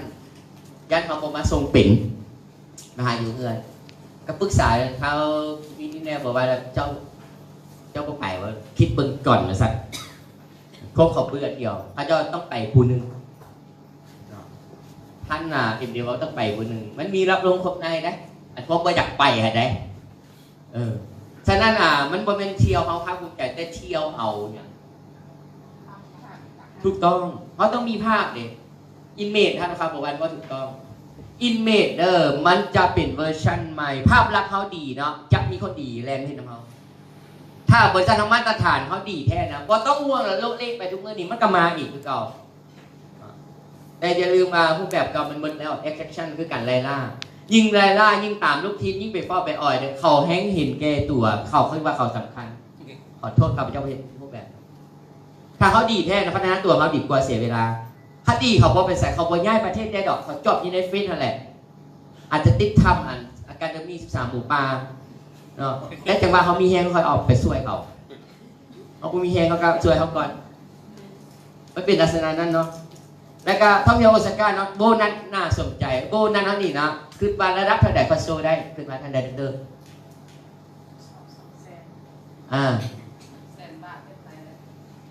มือนั้นมีโอกาสเนาะปลิ้นไปบังเอิญไปปั้นหน้าโต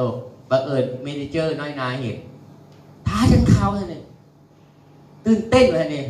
น่าหากเห็นนั้นข่าวนี่จะเป็นไวเนาะฉันไปวางก็หันนะมียาคนสามารถโซได้ถามว่าเขายังปิดบังอยู่เรื่อยๆเนาะเขาจะปิดตลอดปิดจนมันปิดใจหนีนะเขาเคยกระทั่งเราที่โซมันจะสง่างามว่าถ้าได้โซก่อนได้ทันมึงเลยตัวนี้สำคัญเนาะอันโบนัสหน้าดังสมปองฉะนั้นมื้อนี้เขาเริ่มต้นตัวนี้เนาะโบนัสจะคืออัตราน้ำมันเลยเนาะแล้วก็องค์กรคุณภาพเสื้อเนี่ยนึงว่าเนาะทานจะมีความสุขสุดท่านเห็นองค์กรทานแม้แต่งานทีวิวค่ะจะเข้าใจทุกคนอยากให้องค์กรเต็มเป๊กเต็มทุกความสามารถบริมิตของเขากับบ่แม่นลิมิตของเขาถ้าเขามาตรฐานแท้ๆนะน้องโบไปใส่เพราะองค์กรเขาสามารถคอนโทรลได้อยู่ปัจจุบันเพียงแต่เขาคอนโทรลโบสได้ซื่อเขาโบไปใส่หรอกอันที่เขาไปอันนั้นเขาก็ไปจอบซื่อเขาก็อยากกลับมาแหละที่เขากลับมาได้แต่เขาพูดว่าเขากลับมาเพราะเขาไม่ได้ใส่ใจว่าวางเขาวันไหนอีกเขายากที่สุดและมาตรฐานเครือข่ายซึ่งเป็นที่ต้องการอยู่แล้วเนาะส่วนขยายงานถูกต้องข้าพเจ้าเชื่อว่าตอนนี้ทุกอย่างมันเริ่มต้นดีหมดละโมไม่อย่างอีกละจน ท่านเองเนาะการรูปแบบบ่มีแตกต่างเด้องานคือเก่าแบบเก่าต่างแต่ว่าประสิทธิภาพได้ถึงท่านและสุดท้ายปีนี้เขา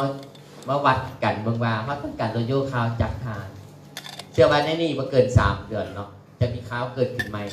จะมีโลโยข่าวเกิดขึ้นเรื่อยๆกระแสมันจะขึ้นเรื่อยๆแต่ว่ารอบนี้เนาะการเปลี่ยนแปลงครั้งยิ่งใหญ่ถ้าเขายิ่งใหญ่ไปแล้วเนาะแสดงว่าเขาต้องรักษาความยิ่งใหญ่ฝากไว้เนาะข้าพเจ้าเองก็จากลูกไก่พัฒนาเป็นนกอินทรีเสื้อได้ไหมว่าถ้าเขาไม่ได้นกอินทรีนั่นกันคนบินเป็นฝูงนกอินทรีที่บินเดียวนกอินทรีที่เห็นแก่ตัวดังนั้นในเมื่อเขาพร้อมกันเนาะทั้งบริษัทเพิ่นกับพร้อมใบโปรโมชั่นเพิ่นเห็นให้เขาซัพพอร์ตเลยเต็มเป๊กกับรายได้เนาะและมาฮอดนี่ถ้า7 สายขึ้นใบหญ้าการแสดงว่าท่านบอกเขาสโลแกนเนาะเดี๋ยวนะครับบอกวันชี้แจงคิดใส่กันเขาจะคิดไว้ลวงหน้าหน่อยนึงอ่ะ1 แต่ง 5 2,500 PV ทุกเดือนอันท่านคิดต่อไปเนาะฉะนั้นหวังว่าเขาจะร่วมมือกันด้วยความเต็มใจภาคภูมิใจก้าวไก่น้ำกันเข้าใจ We will change Yes I can say we the way